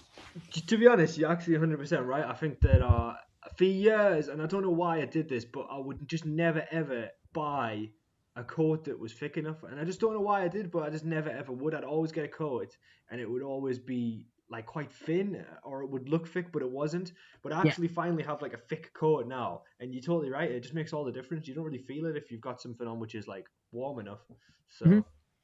Yeah, it's and like I say, you really do sort of generate that heat as well. Like, I'll be honest, over winter, there's some days where I'm freezing. I'm thinking, do I stick the heating on? It's like, well, I would just do 15, 20 minutes of moving and stretching and whatever and stuff like that. And you generate a bit of heat yourself. Yep, you know, it takes the chill off. So, I mean, especially at the minute while we're sitting in the house all day, I mean, I don't imagine anybody wants to have the heating blasting all day. So I guess it's a bit of a money saving tip as well, isn't it? You know, get yourself up, get yourself moving, exactly. burn some fat instead of pennies, you know. I just saying what Wib's saying there. I haven't watched boxing since Sugar Ray Leonard. Yeah. Even then, you know, you look at Mike Tyson in his prime. You know, he was nowhere near as I mean, he was still a physical specimen. Like, don't get me wrong, but I don't think he was quite as honed as like Anthony Joshua or something Yeah. now. You know, again, it shows that especially across different eras and stuff like that, fitness has been different. Again, you know, people are forever saying who's better, Michael Jordan or LeBron James, and you can't compare them because they're No, you playing in can't. different eras. The game is Totally. totally different. Yeah. Yeah, it's a good point, man. Yeah, and like yeah, I think that's the best approach to it because people do always compare people. You know, like how would Muhammad Ali face off against someone like Joshua, as you said, or Jordan, and like LeBron or like Kobe or someone. And it's like yeah, it's all different eras, so it's like it's hard to compare because the game evolves so much. Yeah. So Yeah. the rules are different even in a lot of them. So like Muhammad Ali was doing 15 round fights. You know what I Mhm. mean? So it's like it's totally different.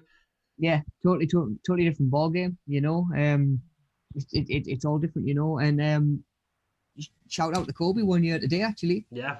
1 year today, man. One of the hardest grafters I've ever heard of. You know, you Yeah. read some of the stories and when it was coming down to his training and him chasing his fitness and stuff like that. Mamba. Um, yeah, he would forever be like first in the gym. You know, like Yeah. his trainers would turn up at 5 o'clock in the morning, and he'd already be there drenched in sweat. You know, been there since 3 or Oh something yeah. like that.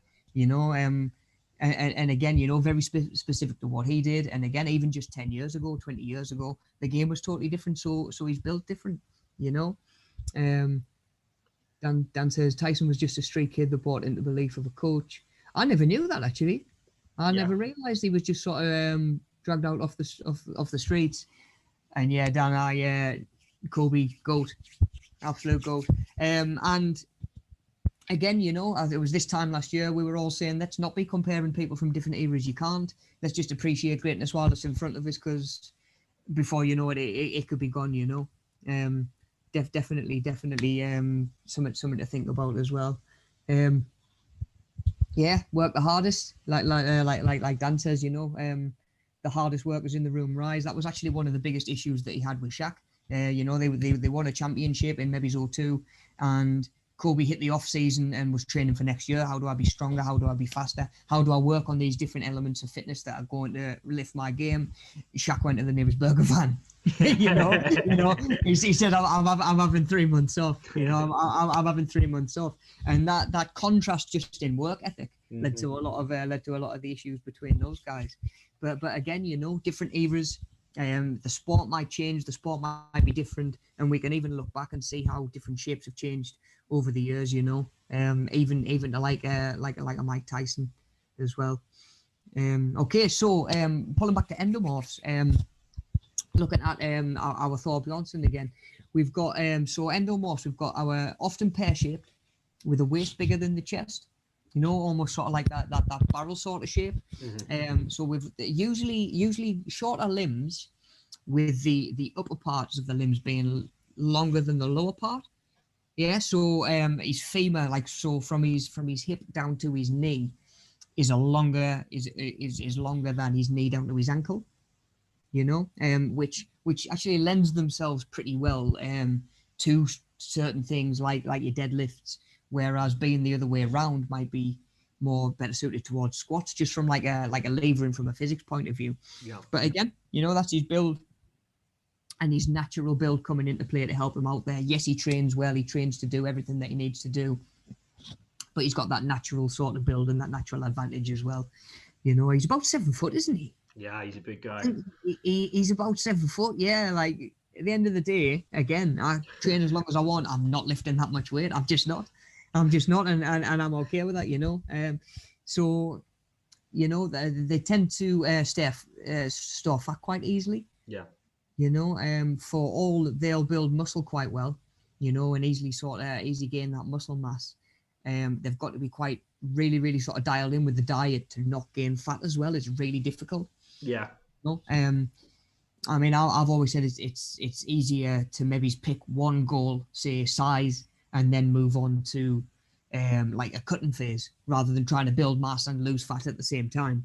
And endomorphs would just have a nightmare with stuff like that. You know, they've got to be, like I say, they can easily gain the muscle mass, but they're going to store fat really easily as well. You know. So off the top of your head, dude, can you think of any more sort of famous endomorphs?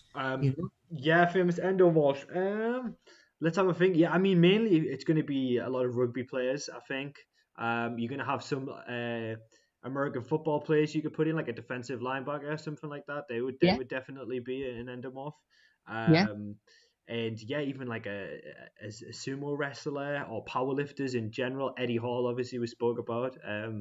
Yeah, because certain powerlifters, if you watch World's Strongest Man, like strongmen, sometimes they're like, you look at them and you'd think like this is like a fat man, like he's quite fat, like he's like Oh yeah, yeah, yeah. and but it's they've got a lot of muscle as well there, so Mhm. it's and that's what helps them with their sport. Sometimes they literally just want to put more weight on, so they've got more mass behind it. Yeah, yeah. So yeah, It's like when you see them doing stuff like them Atlas stones and stuff like that, yeah, you yeah. like fair play. I'd want as much help as possible as well. I That's it, think yeah. definitely. Because you look at a strong man or a powerlifter's diet, it's not going to be the cleanest thing in the world. They just want more calories. It's that's it. They're trying to get as much as they can. Yeah, I've seen Eddie Hall started doing a lot of competitive eating on his YouTube. Yeah, yeah, Actually, yeah, yeah. yeah, yeah. He's like, how do I put more mass on and build a YouTube presence at the same? I know, I'll just start competitive eating. That's not a bad idea. There you go. And Yeah. obviously working. Right, bud. So if we spin on to the next slide, we can see sort of what our class is kind of the other end of the spectrum. Ectomorphs. Yeah. Yours truly. Same here, Definitely an man. To be fair. ectomorph, born and bred. Somebody naturally considered to be thin. Genetically predisposed to have this body type and are often typically skinny their entire lives. Not to say that as your metabolism slows down, you can't gain fat around your midriff and stuff like that, because you definitely can. Um, Oh yeah. Usually have difficulty building muscle mass as well. What we call a hard gainer. Again, coming back to the gym and training and trying to put mass on and stuff like that. I got myself to a weight that I was happy with and just sort of realized, you know what, I'm never going to be 15, 16, 17 stone. My frame just wouldn't like it for a start. Yeah. I mentioned before, a lad that I used to work with, and all he wanted to do was get to 100 kilograms. And when he did, he couldn't breathe properly. He would lay down on a night and it was congesting him, Yeah. Yeah. So he dropped down to about 93, and he just said, look, my body's happy there where it is, whereas someone like an endomorph, an Eddie Hall or something like that, he'd be well past 90, he'd be well past 100 kilograms by now. I'm not sure how much he weighs, to be honest, but he's well past that mark. For good reason as well, it helps him out. Whereas looking at the flip side of the coin, you've got a Mo Farah, who needs to travel a long distance again, and the less you can travel that distance, the more efficient you're going to be. Think about, like, if you do a car journey with an empty car, compared to if you do the same car journey with like a load of weight in the back, a couple of passengers, a full boot. How much more fuel are you going to burn doing that loaded trip? And the same applies to your fitness and your sports as well. If you've got to carry an extra 3 stone on somebody like Mo Farah, you're not going to catch him. You want to get used to looking at his heels, because at the end of the day, like, you're going to be behind him most of the time. Somebody like an Eddie Hall, we're talking about him jumping into different sports and trying the boxing. I imagine that there's good reason he hasn't picked long distance running. It's just so far away from what he's built for, what he's trained for. And like you say, these ectomorphs are going to be typically sort of skinny for most of their lives. You can definitely put weight on, certainly as your metabolism slows down, like I say, but it's a lot harder to put muscle mass on. It really is, a hard gainer. And that again is where you might fall onto someone doing like a dirty bulk, what we call a dirty bulk, which is just getting calories in just to put weight on, but it's maybe compromising your health because you're not getting your nutrients, you're not getting sort of like the minerals and that nourishment that you need. So again, your training and your nutrition plays a really big role. I just said, Wib said, Mum says Jeff Capes is an endomorph. If he was a shot putter, he definitely will be an endomorph. I'd have thought. I'm just going to have a quick look. Jeff Capes. Let's have a look. But yeah, anything like that, even sometimes discus, javelin, like that sort of thing. Anytime you've got to hurl something as far as you can. Of course, there's a certain build that's going to lend itself really well. Okay, yeah, you could definitely say, yeah, definitely endomorph with him. You can see just sort of from his build, from his shape, naturally, and of course as he's sort of slowed down later on in his life, and it looks as though being fit's been harder to, as it is for all of us, as we get older, being fit's harder to keep on top of. There's sort of those natural genetics have sort of taken over and really sort of come through. What about ectomorphs? Can we think of any other famous ectomorphs? Yeah, I mean, yeah, like I'm not sure how many people in the chat would know, but like in MMA, the Diaz brothers, like Nick and Nate Yeah, Diaz, they yeah. they they definitely would be ectomorphs. If you look at Nate Diaz's body, um, he's got much like longer arms. His arms are quite Mhm, long, narrow mhm. chest, and I think Yeah, that's kind of two of the big signs for ectomorph usually, right? And yeah. yeah, so like a lot of kind of featherweight, bantamweight fighters, they're generally going to fall into that bracket, I think.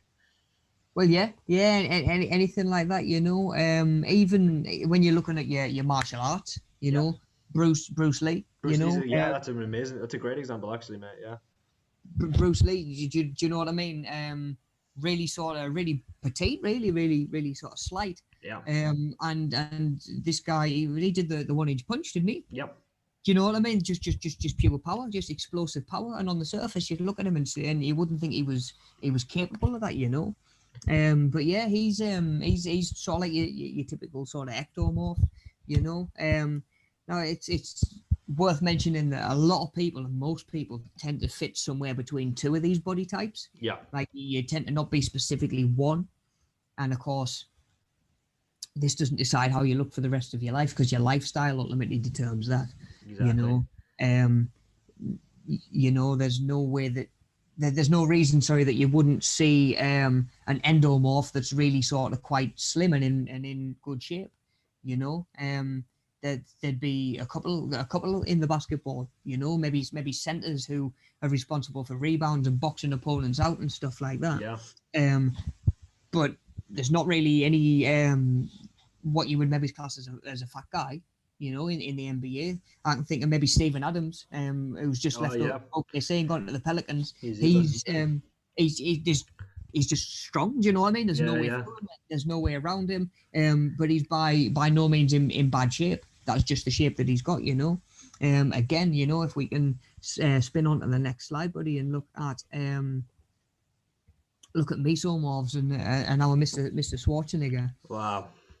Look at Annie there, Yeah, man. Absolute beast, man.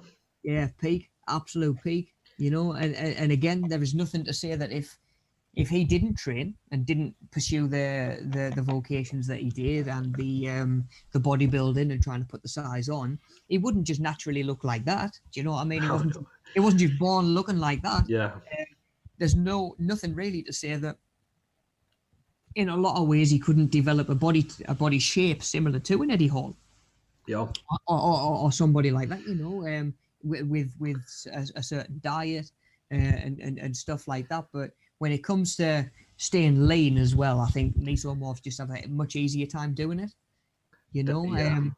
They just sort of, it's on there. A fast metabolism is going to help them lose fat and maintain weight. But only when they're following a healthy diet and exercise program. It's kind of, in some senses, depending on what you want to do, of course, everybody's opinion is different. For a lot of people, this is sort of classed as a genetic lottery. You've won the genetic lottery. Yeah. And of course, I think he identified that, and I think he realised that when he was on his game, when he was on the top of his game, he had certain natural advantages that was going to make him really hard to beat. And I think he won 7 in a row, didn't he? Yeah. Mr. Olympia. Olympias, yeah. Wib says that was him when he was younger, yeah. Thank you, Wib. Thanks for sending the picture in, letting us use it, man. We appreciate it. Straight out of Wib's archive. So on. So we can say that normally they're kind of like an average build, but with the muscle definition and strength of just like a proper athlete. It comes a lot more natural.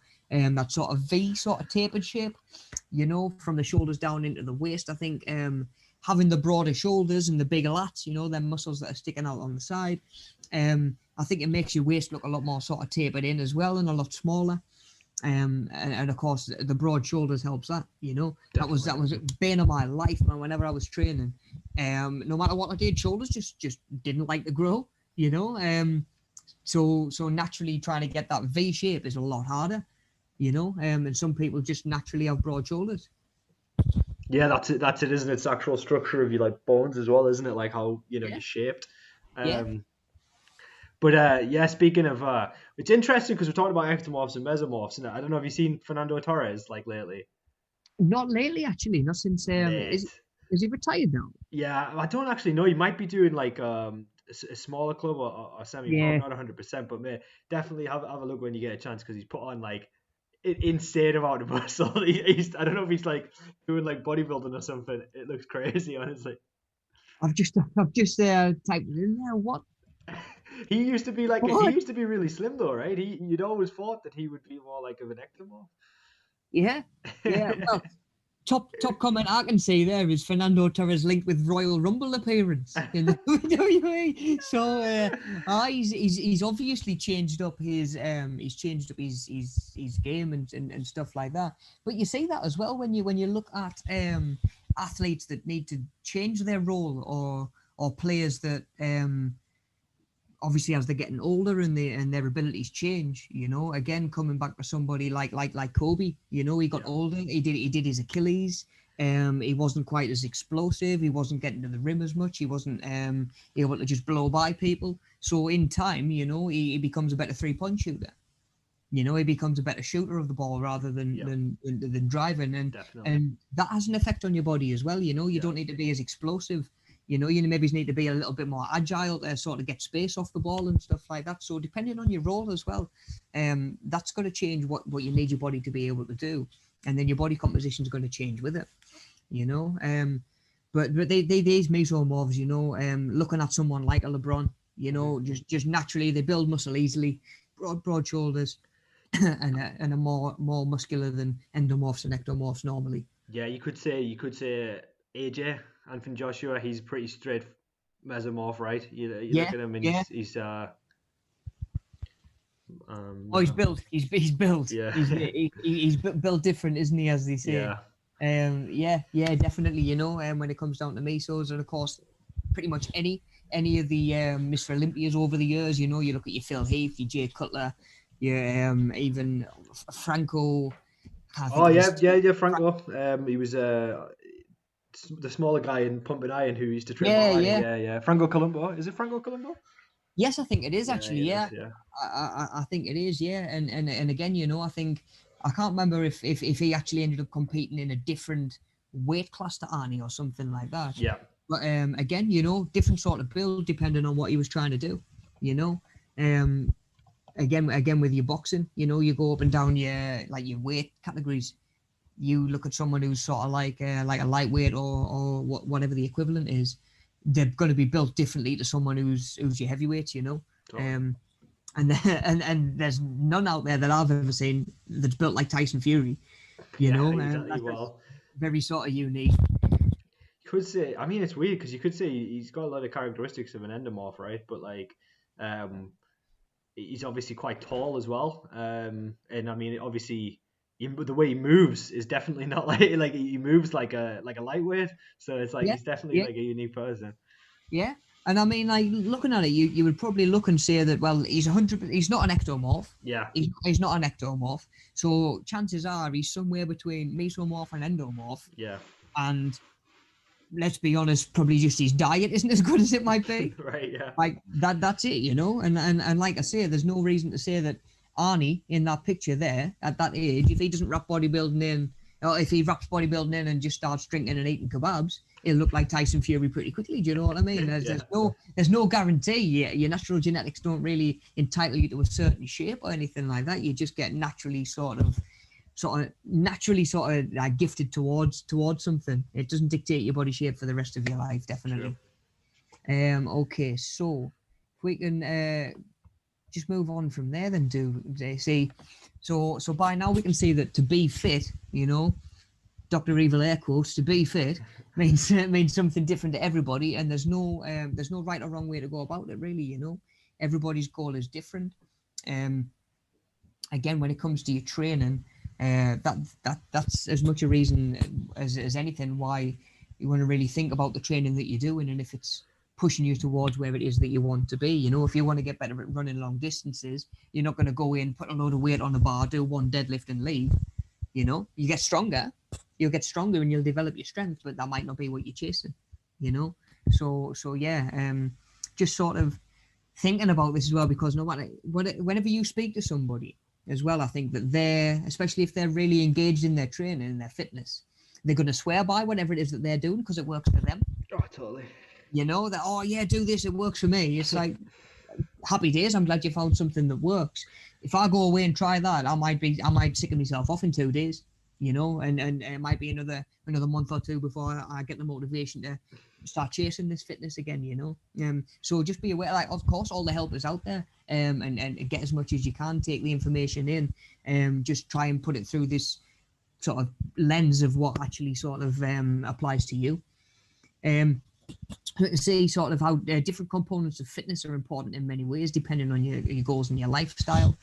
Again, many people don't fall into one specific body type and can be a mix. Being able to recognize your own body type, strengths and weaknesses as well, can help us decide just what fitness means to us, you know, as individuals, and what these aspects, which of these we'd like to sort of maintain and improve on. And like I say, just start putting that towards your own fitness. So this can actually highlight which physical activities we're going to be more suited to.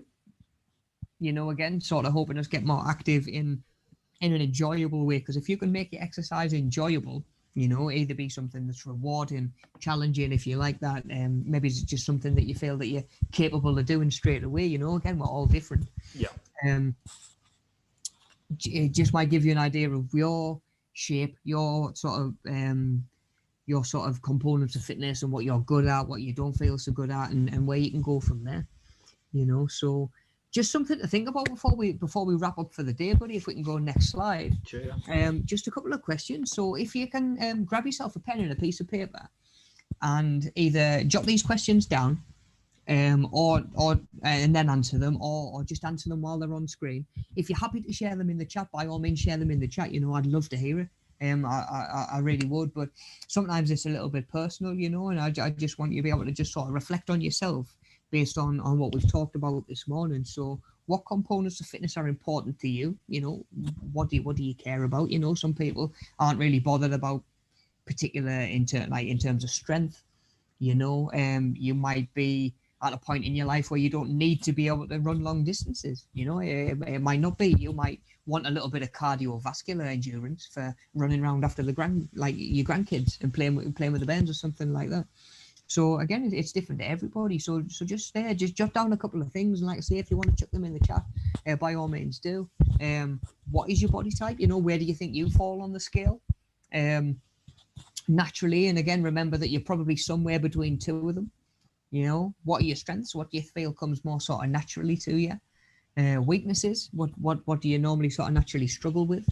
And then sort of what approaches to fitness can play to your strengths and the components of fitness that are important to you. So once we've got them down, you know, what's important to you, what are you good at, then we can start to look at what's available to you and try and get you moving in a direction that's going to be sort of sustainable. So yeah, just take a couple of minutes and just have a little bit of a think about that.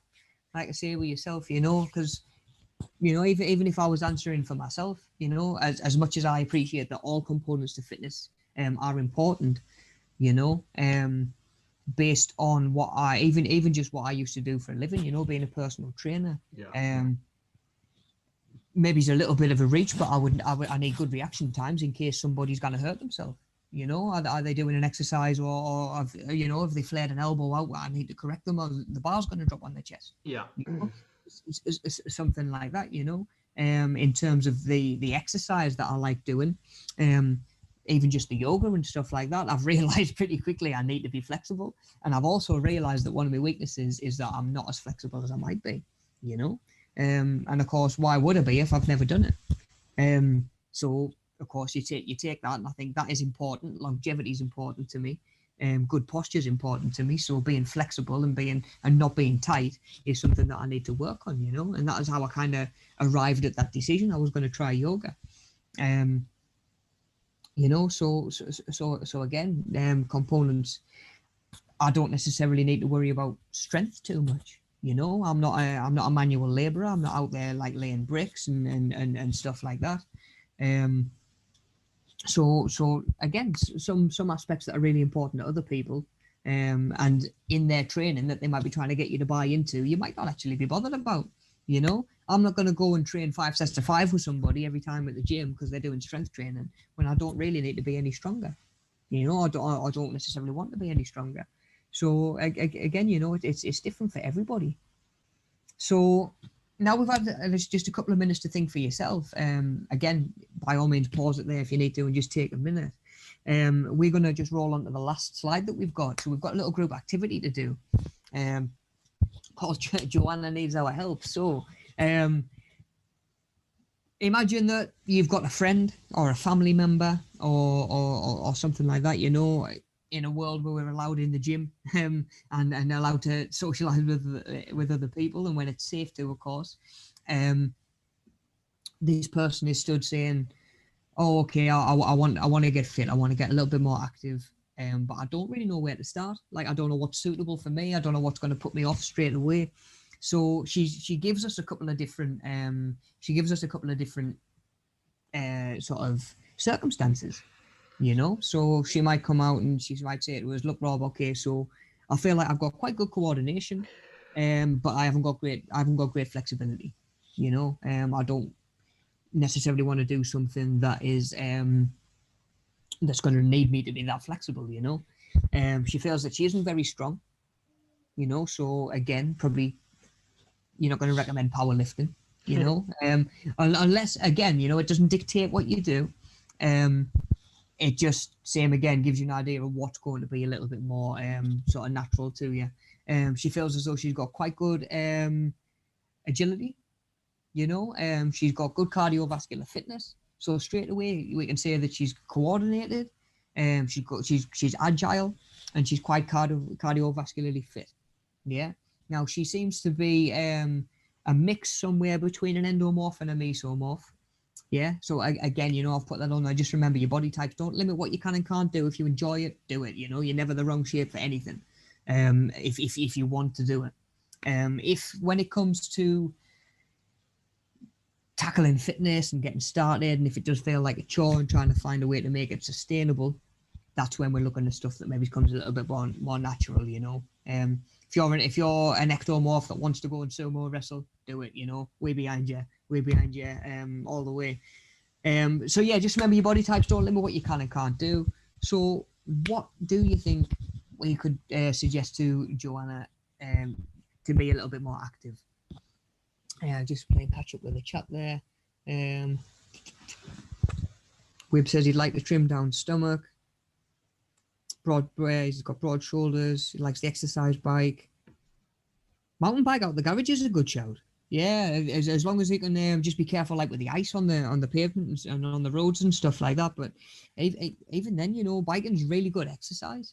You know, and I find that, do you know what? As much as I enjoy going for a walk, and I enjoy the activity of walking a lot more, I always like the idea of being out on the bike and going further, just because you're going to see more. Yeah. Do you know what I mean? You're going to go so much further. You've got so much more variety. So yeah, you know, anything that you think that's going to sort of help you engage with it, you know, and get back into it. He says we've got left sciatica and lower back arthritis. So again, you know, just sort of being aware of what it is that you're doing. You know, is sitting and cycling going to aggravate your sciatica a little bit? You know, has it in the past? Is it going to even interfere at all? You know, cycling you might be okay with. It might be a case of it doesn't want you doing squats and lunges and stuff like that. You know, your knees might not want you doing that. So there's barriers in the way. We've got stuff that we're not naturally very good at.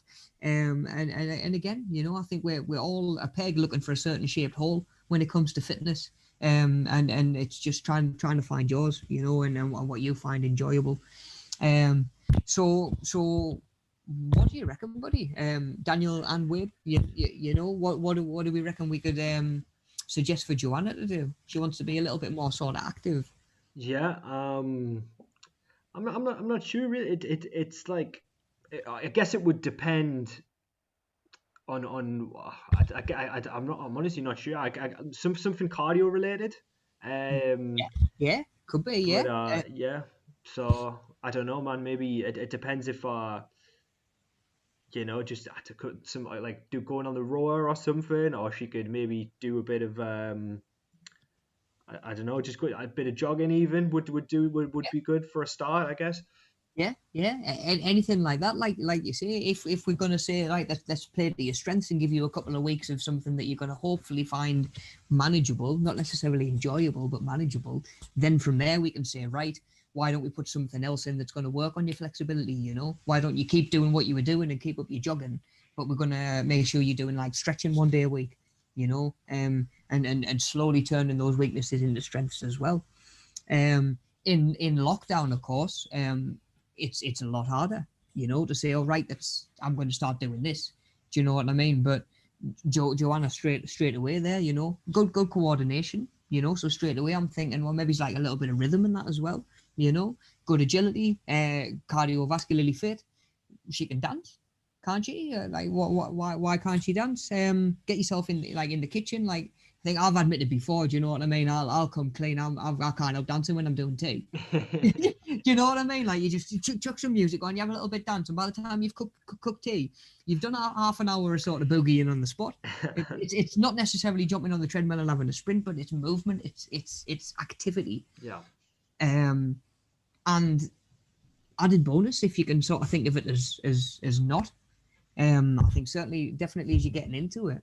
But yeah, you know, I could say to Joanna, go away and just try and do a little bit of dancing. You know, when we're out of lockdown, you know, is it a case of she could go and find an actual dancing group? You know, could she go and get either lessons? Yeah. You know, it doesn't necessarily need to be anything that's geared towards performing on stage or any productions or anything like that. It could just be classes that are going to help her get a little bit better. There's tutorials for everything on YouTube these days. You know, you can pull up something like that if you think to yourself, you know what, I really enjoy having a bit dance, but I hate the idea of getting on the treadmill or going out in the cold and having a walk. Just do something like that. Do you know what I mean? It's still movement at the end of the day. Yeah. And again, coming back to that heart rate, maybe check your heart rate like with your pulse before you start, and check it again afterwards. See how much it's come up. You know, I'm sure you'll surprise yourself. It's not all dumbbells and treadmills. You know, there is a lot of different stuff we could do. And again, you know, in certain ways we're restricted at the minute and we're limited with what we can do. But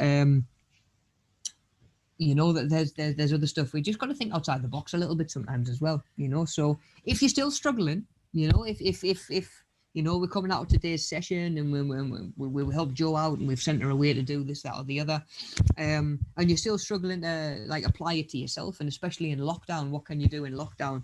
Give me a shout, you know. Drop me a message. In fact, I'll put my email in the chat.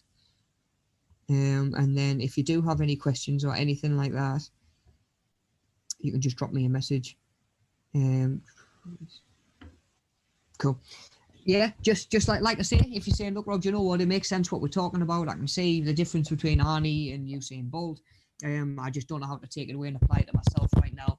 Reach out, man, and I'm more than happy to help. Like I say, I think we're all suffering in terms of the amount of activity we're getting in day to day, or we're all needing to make definitely more of a conscious effort, I think, to get the same amount of activity. You know, it's not something that's kind of falling into our laps with commute to work or going to the shops every other day and stuff like that, or maybe it's even going out for a walk and socializing with other people. So again, you know, for however long it is, and if it is the case, then that's what we've got to do. We've got to try and find ways around it. You know, so again, just give me a shout if you're struggling with anything that you can do to be active and fit right now. Definitely cool. Right. I reckon that'll about do us for today then, buddy. Perfect, man. We've got one more slide to just roll onto, if you don't mind, just while I run through a couple of little bits. So if you're watching live, or even if you're watching this back, we really appreciate if you just take 30 seconds to run through the survey. Yeah. Just It's go on, buddy. just to say it's just in the description of the vid, guys. If you want to have a look at that, just underneath the video where it's playing now, if you just look, you can just see it there. There should be a survey, and you can just click on that and follow the link through. Awesome, buddy. Nice one. Thank you. Like I say, your feedback's really important to us, and it helps us do what we do. You know, so yeah, thank you in advance. If you want to learn any more about nutrition, taking care of yourself, the human body, drop me a message about some of the other courses that we've got coming up as well. We've got some interesting stuff to do with like reading food labels, how the heart works, all of that sort of stuff as well. Stuff that we can really, again, sort of apply to ourselves right now. So plenty to come at the start of 2021. Days are only going to get lighter. Hopefully things are only going to get warmer, and hopefully we're moving in the right direction with a lot of other stuff as well. But of course, as always, if you've got any questions, just reach out and give me a shout. Cool. So I reckon we can maybe we're going to go to pause screen for a couple of minutes. We'll get this video. Do a quick 2-minute break, guys, and then we'll come back with a video. Nice one, guys. So just take the chance to clear yourself a little bit of space if you need it. Grab yourself just a glass of water as well. Like I say, it's just a nice little stretching video. It could be that you just, coming into the new year, you wanted to get a little bit more active, you wanted to get moving a little bit more. Like I say, we've got all sorts of different fitness videos like available, and we're going to get them on the channel as well. But yeah, just a nice easy one today, just to get you moving a little bit more. And of course, it's one you can come back to. Do you know what I mean? You could do it every week. It's a nice little stretch. It'll help with some tension, help loosen you up, and let us know how you get on and enjoy. Awesome.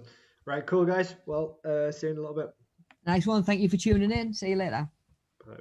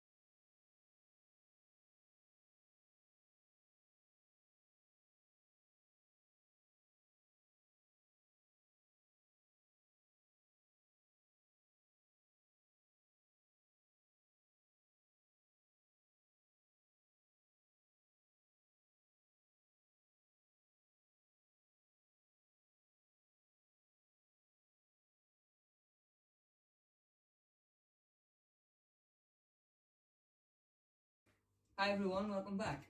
So we're all staying safe, keeping as fit and active as we can at the minute.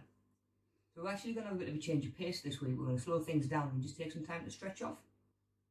And the last couple of weeks that we've done, the last couple of sessions that we've done have been quite high intensity. So yeah, like I say, just chill things out a little bit today. So it's important to stretch off for a lot of different reasons. Namely, we do carry a lot of tension, just day to day in the way that we hold ourselves, some of the movement patterns that we move through that we don't realise. So we just stretch those muscles out and release some of that tension. We often find ourselves slouching day to day. When you're driving, sat at home on the couch, when you're scrolling through your phone, even when you're typing, be it on a keyboard or whatever. So yeah, it's just important to think about your posture. Take a little bit of time, even if it's once a week, just to try and be mindful of it and correct it. So stretching is really important as well, to make sure that you're taking care of your joints and making sure you've got the biggest range of motion you can get with them. How often do you go to do something that you haven't done for 10 years and move through certain pattern and you find that you can't anymore. You know, I do from time to time. And blood flow as well, really important to think about.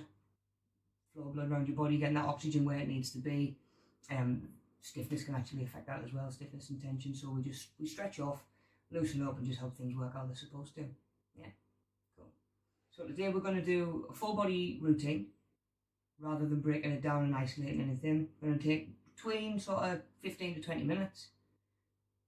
By all means, go back afterwards, cherry pick a couple of exercises that you think work best for you, or that you maybe feel the most, or that are going to give you the most benefit. Chuck them into some sort of routine yourself. You know, by all means, put one together yourself. Let us know how you get on. First of all, we're going to get warmed up before we make a start. Right guys, so to get you warmed up, we're going to be doing what we call some dynamic stretches. So rather than just taking a muscle, pulling it as long as we can make it while it's still cold and potentially hurting something, we're just going to run through some basic sort of movement patterns, get everything moving, everything warmed up and flowing how it should, yeah? Cool. So like we do for a warm up, make sure you've got a little bit of space, just be aware of your surroundings, and we're going to get you moving, literally just lifting those knees up. Get them as high as you can, but we're not even running on the spot. Get them arms moving a little bit. Like I say, it's a full body workout, so we've got to warm everything up anyway. Get them up nice and high. Not the most strenuous session that we've done today, but we do need to make sure that that heart rate's up and that blood's flowing. Yeah, we're going to go into heel kicks, just on your toes. There we go, just like you're trying to kick yourself in the bum. Just get that heart rate up. There we go, we're going to come down, feet about shoulder width apart. A little bit of a bend in your knees. Come down and touch the floor, yeah? You want a little bit of a pull down the back of your legs, pushing your hips back over. Back's going to be flat, and you're going to make sure that your knees aren't locked. A little bit of a bend. There we go, come a bit wider, toes pointing out. Same again.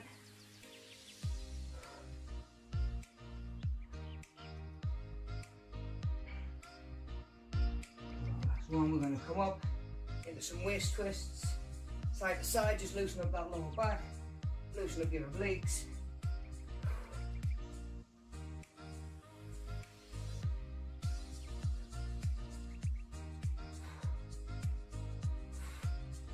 And then, good old favourites, going to into some star jumps. Just to make sure we're nice and warm before we start stretching up. There we go, warm up done. Cool, grab yourself a drink, grab yourself a towel. You don't know how much you're going to sweat, even though we're just stretching off. I'm definitely warming up already. Ideally grab yourself an exercise pad if you've got one laid around the house. If not, make sure you're working on carpet like I am. You know, I've done things like rolling up towels before and stuff like that as well if you do need that little bit of protection. If there's any that you do find that you can't do, leave them out, change them back for one that you've already done that you feel that you were getting a lot of benefit from. Take our time, we're going to hit each stretch for about 30 seconds, just gradually pushing that range as we feel things loosening up and we feel that range maybe increasing, yeah? Not going to force anything that doesn't want to go, we're not going to push our luck with anything, like I say, nice and steady today. Yeah, get it done.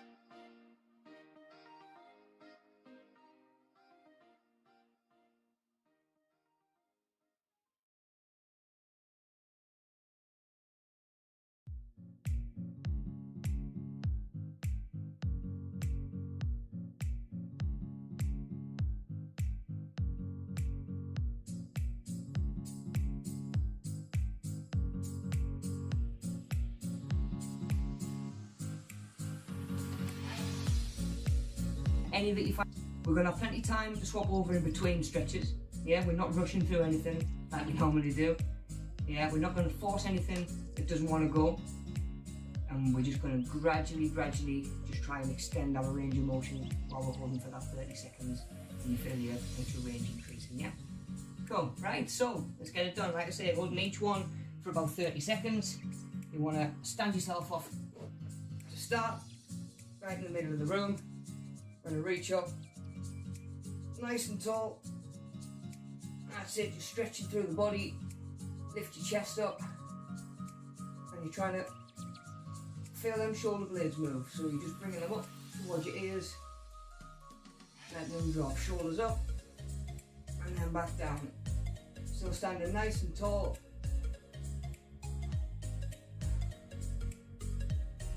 There we go, nice one. First one done, so a nice stretch down the front, yeah? Cool, so next one we're going to go is going to be the hamstring stretch. So we're going to bend your knees, come down and grab your ankles. And we're going to push your hips up, straighten your legs out. There we go, and drag them hips back over, yeah? So your back's nice and flat, really activate them hamstrings. See, we can do these static stretches now because we have warmed everything up, got a little bit of blood flow to those muscles and got those joints moving.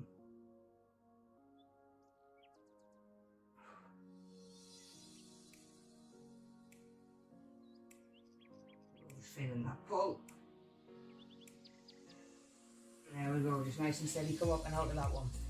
From there, we're going to do a quad stretch, so down the front of your thigh. So either use a wall, use a door frame, even use a couch if you've got one kicking about. You just need something for your balance.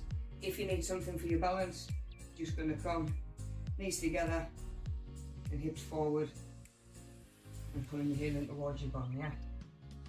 There we go. So yeah, keep this knee pulled right back rather than out there. You want that pulled right down the front of your thigh.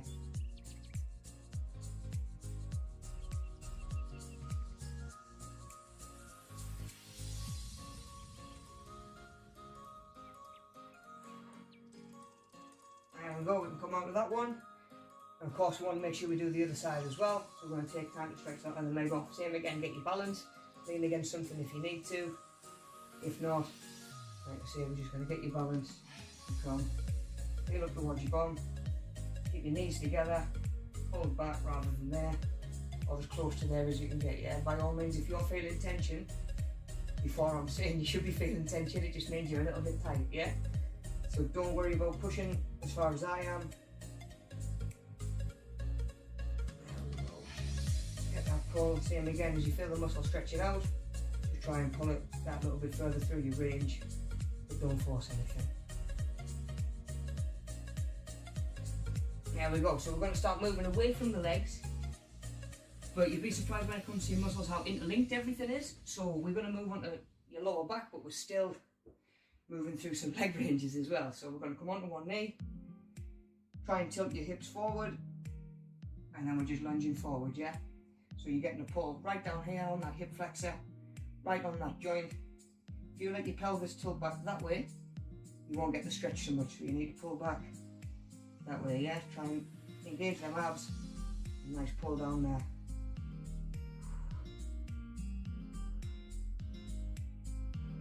Go. As always, think about your breathing, take your time. And we've got a nice one, so we're going to swap it across, because we're always going to make sure and swap it to the other leg as well. The body works best when it's in balance with itself, and we don't want tension on one side and not the other.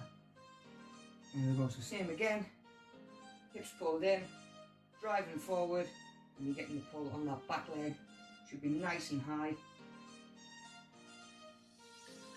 We go more up towards the hip joint, if you can see, in there rather than down the front so much.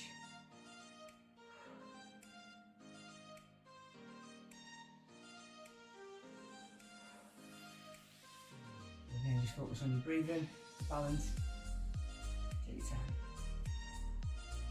Cool, so back across to the other leg, similar position, but rather than coming straight out, we're going to come at 90 degrees. All you're going to do, gently rock over to one side. There we go, so you're going to feel the pull inside your thigh a lot more. Maybe even down the back of your hamstring. And then as you feel things start to loosen up a little bit, try and come that a little bit further out. Same again, just gently lean into anything, we don't want to force it.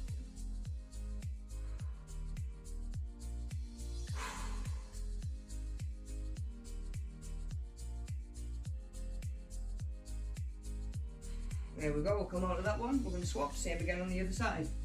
So swap your knees over, out about 45 degrees, not straight ahead, not straight out of the side, somewhere in between. Same again, just gently rock your weight over onto this other foot. There we go, so same again, we're going to feel the stretch. And then we can just move that a little bit further as we feel things loosen up.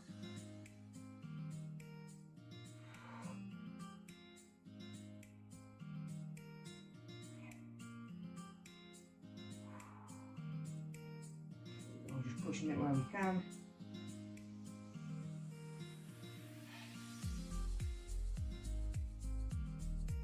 And there we go, so we've got one more to do on either side. So we've done straight ahead, we've done 45. We're going to come out to 90 degrees now, yeah? So you want your heel pretty much in line with your knee. This leg's pointing back over rather than out the side for balance. And same again, keep your body squared on and you're pushing over to one side.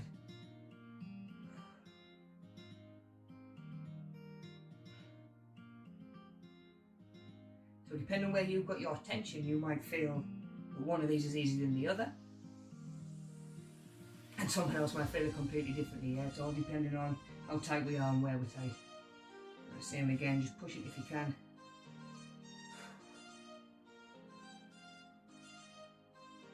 There we go, ready for the hips loosening up now. Last one, over on the other side, same again, heel in line with your knee. And slowly rock your body weight across. Feel that stretch down the inside.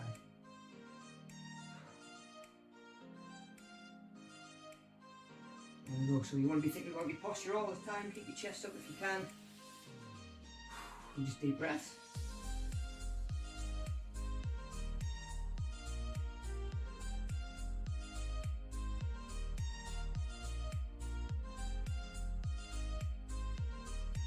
So push it a little bit further if we can.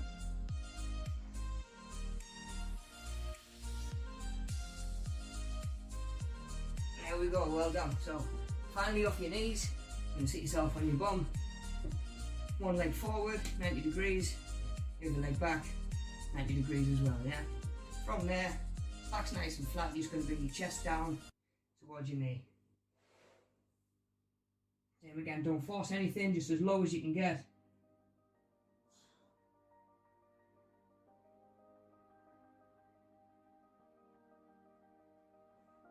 Same again, get as low as you can, when you can.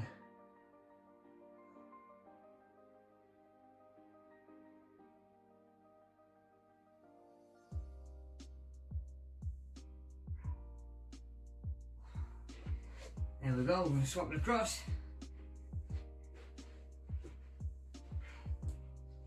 So although you're going to be feeling a lot of these in your legs, we're actually doing a lot of stuff now that's going to be loosening up that lower back. Let's start working on that as well. So down towards this knee. Same again, you might find one side's tighter than the other. Find if we can do this on the regular, they'll start to balance that out.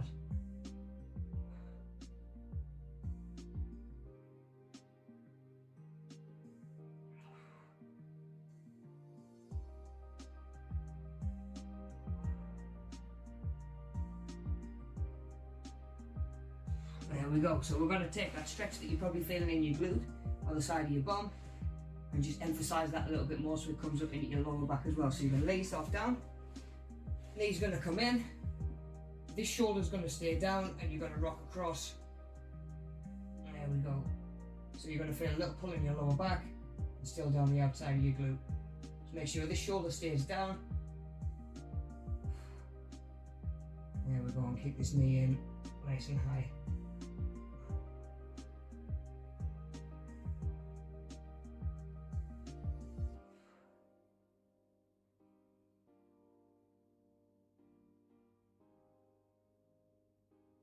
There we go, feel that just increasing its range over time. Same again, quick little breather, we're going to swap across, do the other side as well. we're laid down. So remember, this time, it's your other shoulder that wants to stay down here. You're going to come in, knee up, over and across. Same again, pull there, right down your back, outside your glute as well.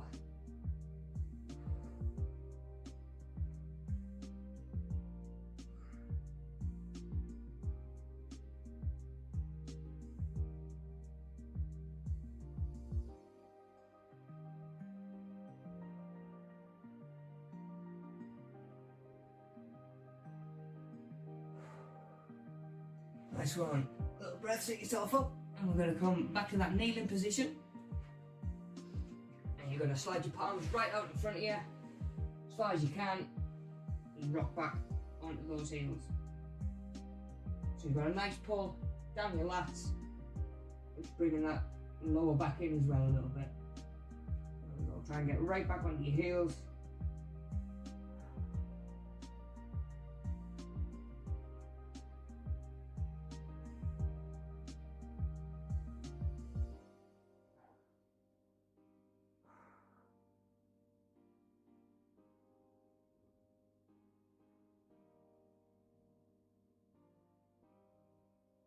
There we go, coming out onto all fours.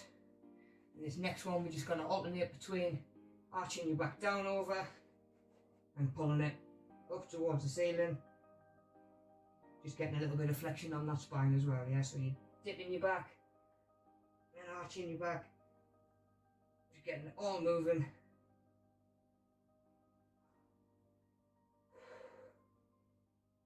So we don't have to rush, just gradually moving from one into the other.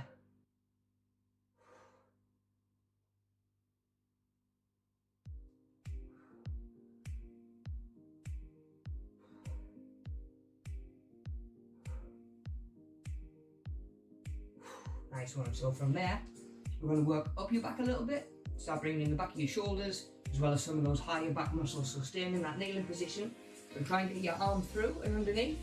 And all you're going to do is just twist and get as much of this arm flat to the floor as you can, yeah? So if you come through, and it's the back of your palm, that's fine. Excellent, just get that stretch. Gradually working your way down as low as you can. Opening up that shoulder joint on this side. Getting a little bit of a twist on your back.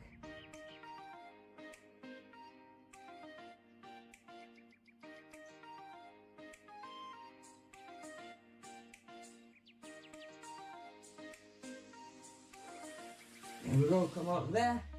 Still got the other side to do. Definitely warming up. Same again, back down in that position, reaching across. Get round as far as you can.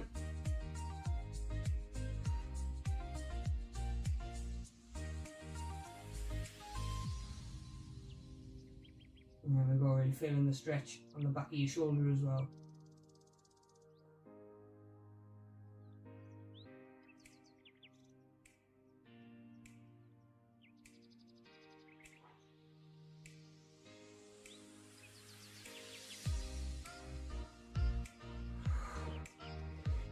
There we go, nearly done. Nearly done, we've got a couple to go. So you're going to come back to that standing position. Standing up nice and tall again. I'm going to grab one wrist with the other and just lean over to one side.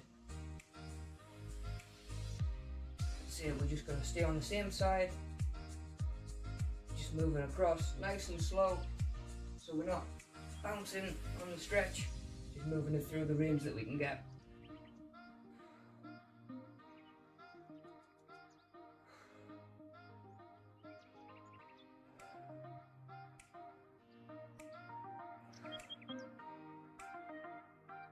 Same again, nice controlled breathing while we're stretching off. There we go, roll those shoulders. So we've got the other side to do. A couple of stretches to do and we're done.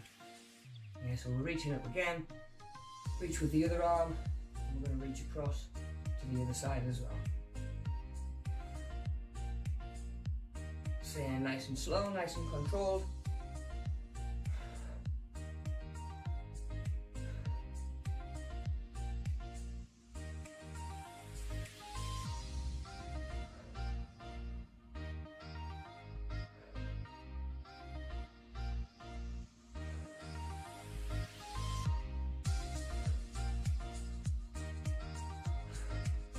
Last one. There we go. So we're just going to stay on upper body from now on, standing the rest of the way, yeah. No more kneeling, we don't have to get back down on the floor. We're going to do this one, reach across the body and pull behind the elbow. And we go, open up that shoulder joint. And we go looking across the opposite shoulder. So we're getting a nice neck stretch in there as well.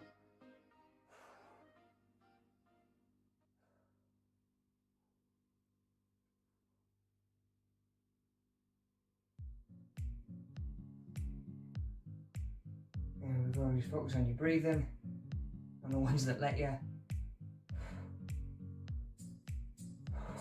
And we go, open it up. Same again, swap across to the other side. Pulling behind the elbow again. Opening up the shoulder, making sure we look over that opposite shoulder as well.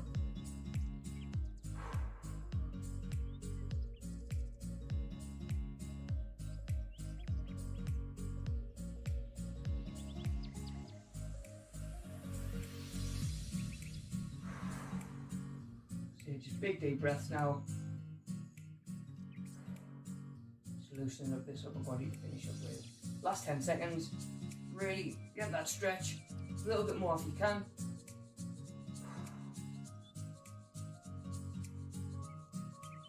There we go, so we're going to go fingers interlocked, palms out and away from you. We're just letting those shoulders pull forward as well.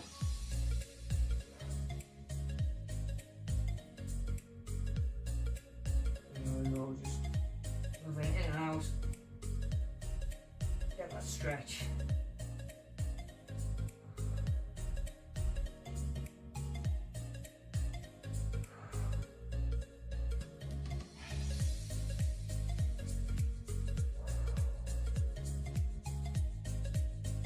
Nearly there, last few seconds.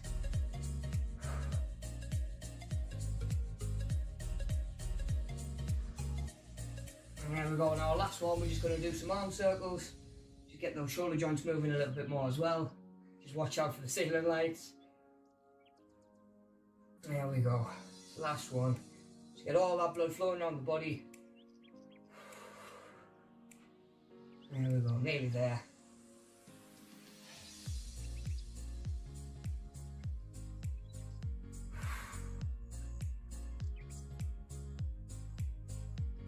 Hope you've all enjoyed a change of pace, back to normal next week.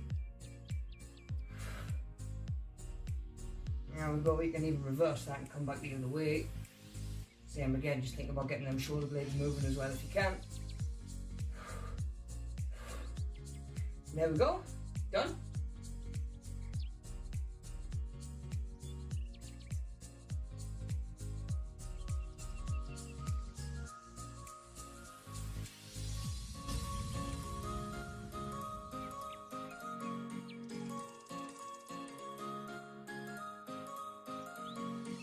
So there we go guys, a full body stretch routine that you can do, even if it's once a week, in less than 20 minutes.